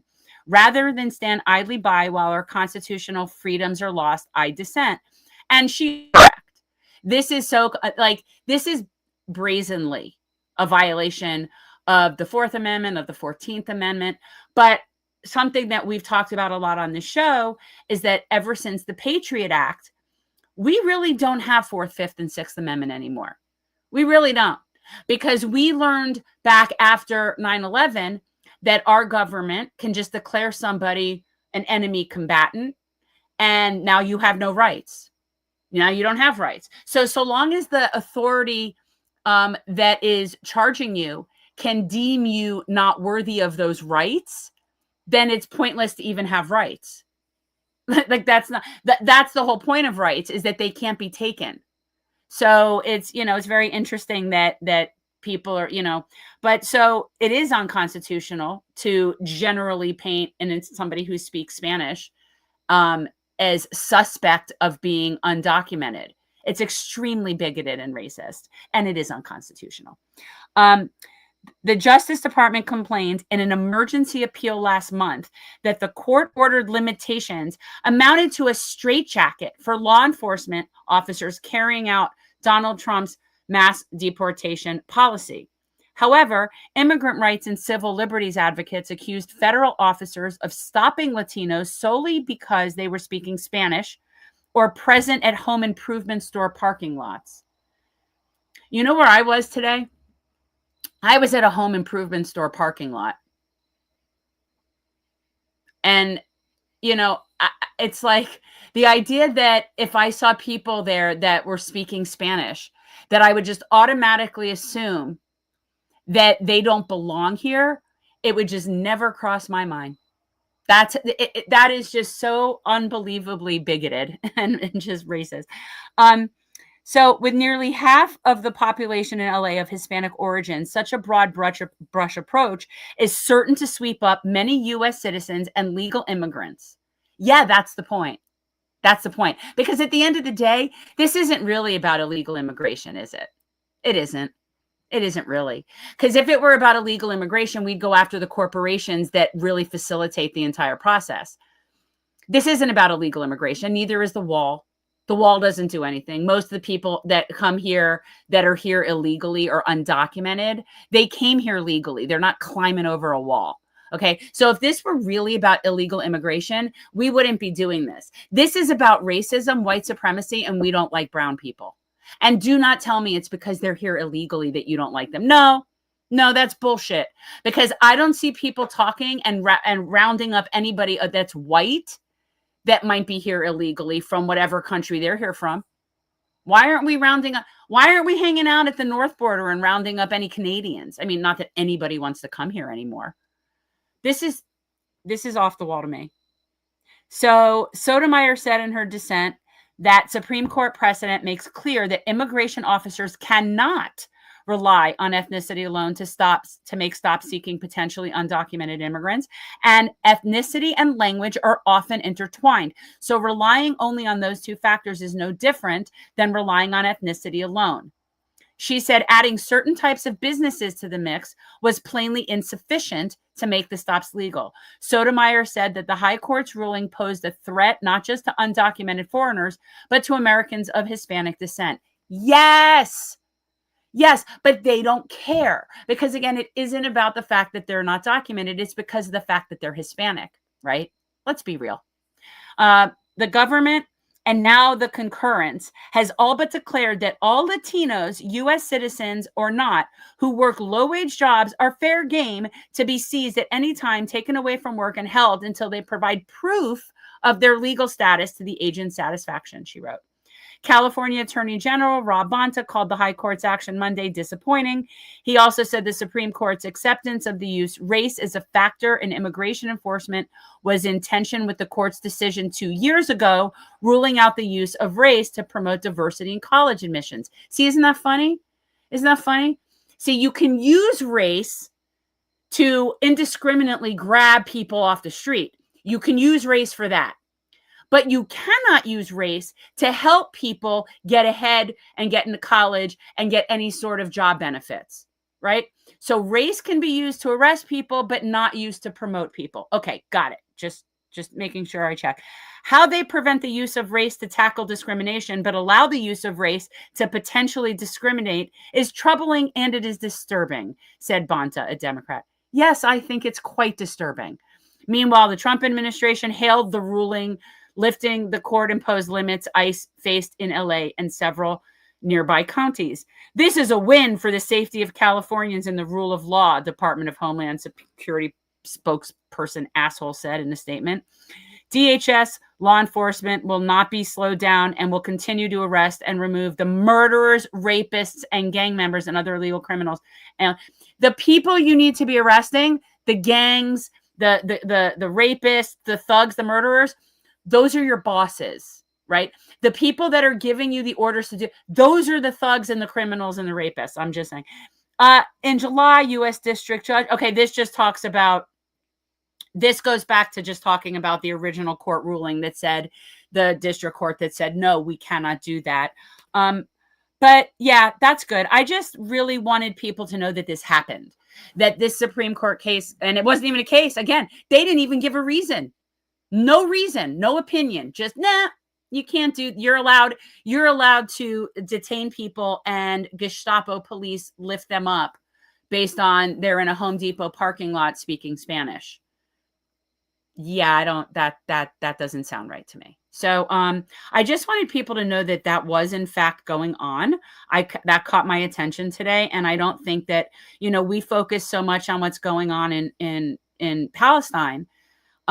And I always want to bring it back to whatever is going on there will happen here to anyone that it's not already happening to here.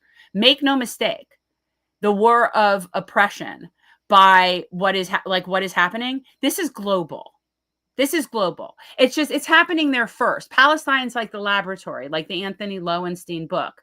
The Palestine laboratory. They're the laboratory for all the horrible things that are coming our way. Cop City, all of that. That is all coming. The ICE raids, apparently now unmarked, unnamed, unidentified people can just grab people off the streets, take them to parts unknown, never to be seen again. And that's apparently okay. And in reality, I guess technically it probably has been legally been able to do that since the Patriot Act. Because you could just declare somebody whatever you declare them and do whatever you want. And then they no longer have 4th, 5th, and 6th Amendment rights.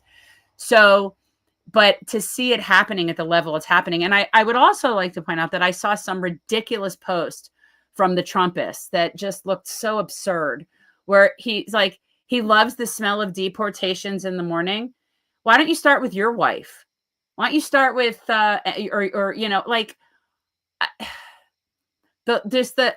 the commentary from these people, it just keeps exposing them for they're sociopathic, but they're also really dumb. They're just really dumb. Like, can you imagine now that China and India are getting together and them in Russia and they're all meeting, they're all having meetings behind our back. Good for them. Trump's not invited to the party. They don't like him.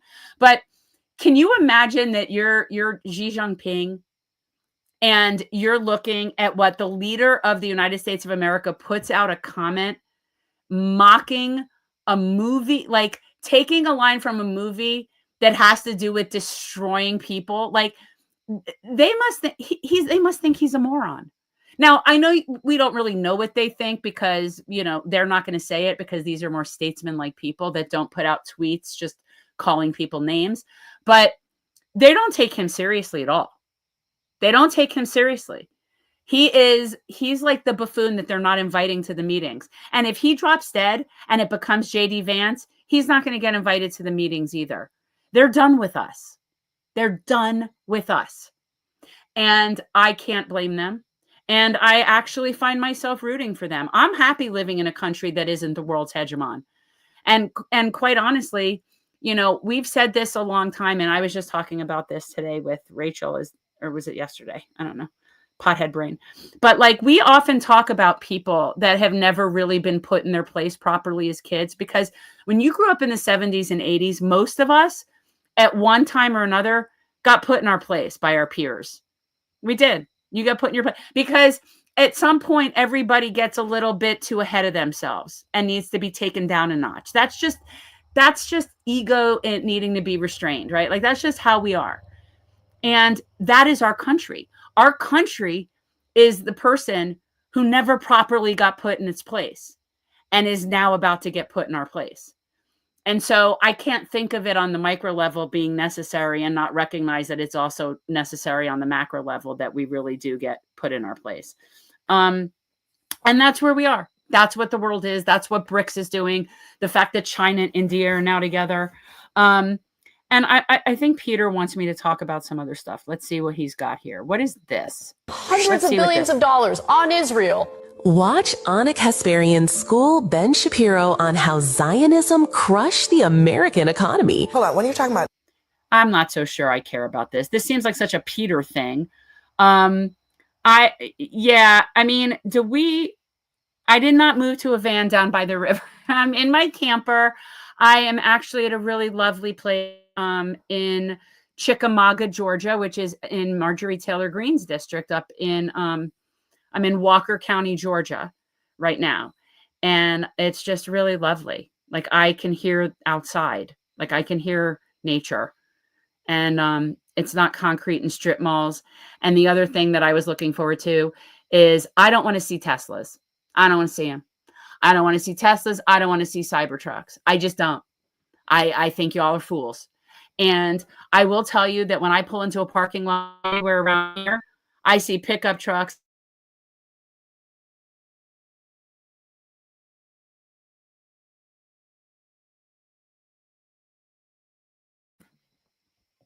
So anyway, guys, yeah, okay, all right, nobody wants Shapiro. All right, yeah, we don't need that. We don't need that. So, guys, I look like I'm sort of having some limited, I look like I might be freezing up or a little bit or something for you guys. Let me make sure. I think I have another, let me see it. I got another super chat to shout out. Guys, if you are new, again, please subscribe. Know that if you would like to support us, you can join here. It's always appreciated. And you can always join us over on Patreon for as little as $5 a month. You could be a member and really help us grow this channel. So if you go to patreon.com/revolutionary change, you will see our Patreon. We appreciate any and all support. And guys, I'm trying to think if there's somebody new that I have added. Oh, this is what was cool, guys. So if you were here on Monday, our guest was Dr. Feroz Sidwa, who is a trauma surgeon that has done several, rounds in Gaza and is just an amazing hero. And I am very, very honored to say that Dr. Sidwa is now a patron. And that just pleases me to no end that a guest is now a patron. I really appreciate it. But yeah, you guys, it all helps. So let me give a shout out to, God, this is so much easier when Peter does it. It is so much easier. All right, let's get into some super chats that I didn't get to. Okay. Thank you, Mark J, for the $2 super chat. Healthcare should be nonprofit. Thanks, panel. Abso-friggin-lutely. Healthcare, education, corrections, and there's some other things that are universal basic services that we are entitled to as being members of a civilization, especially a civilization that taxes us, especially a civilization that seems to be policing us. We should be getting some benefits. Healthcare should not be for profit. Absolutely. Thank you, JG1982, for the $2 super chat. First book I read was Night by Elie Wiesel. Great read. I have read that. It was a great read. People who don't know, Elie Wiesel was a Holocaust survivor. And there's the book Night, and there's also a book Dawn. And there's another book that he did, I believe, called The Sunflowers that I read that was also quite good.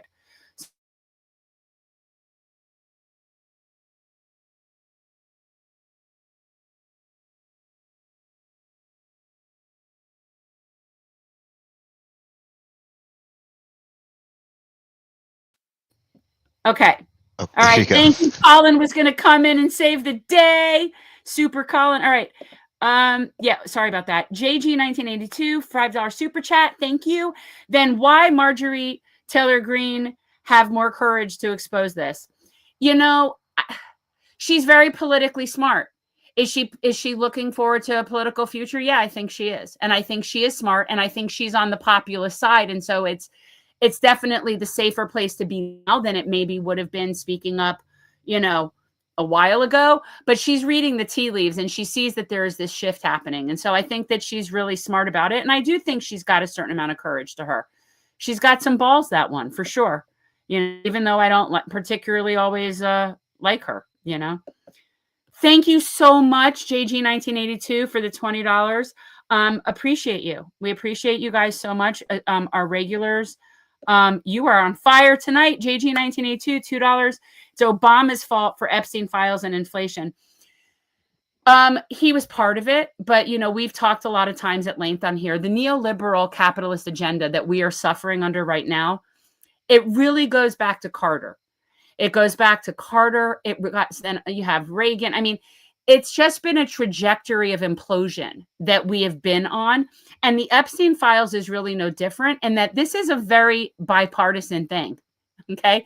We got scumbags on all sides of the political spectrum that apparently like young girls and were hanging out with Jeffrey Epstein. And none of them want their shit exposed. So, yeah, there's nothing partisan about any of that. Thank you. Oh, sorry. Thank you to Ken Man for the $2.79 Canadian as Peter would say. As a millennial, I confirm we got put in our place. Yeah. It's like that was a thing. And everybody needs to be put in their place from time to time. I think it's totally normal.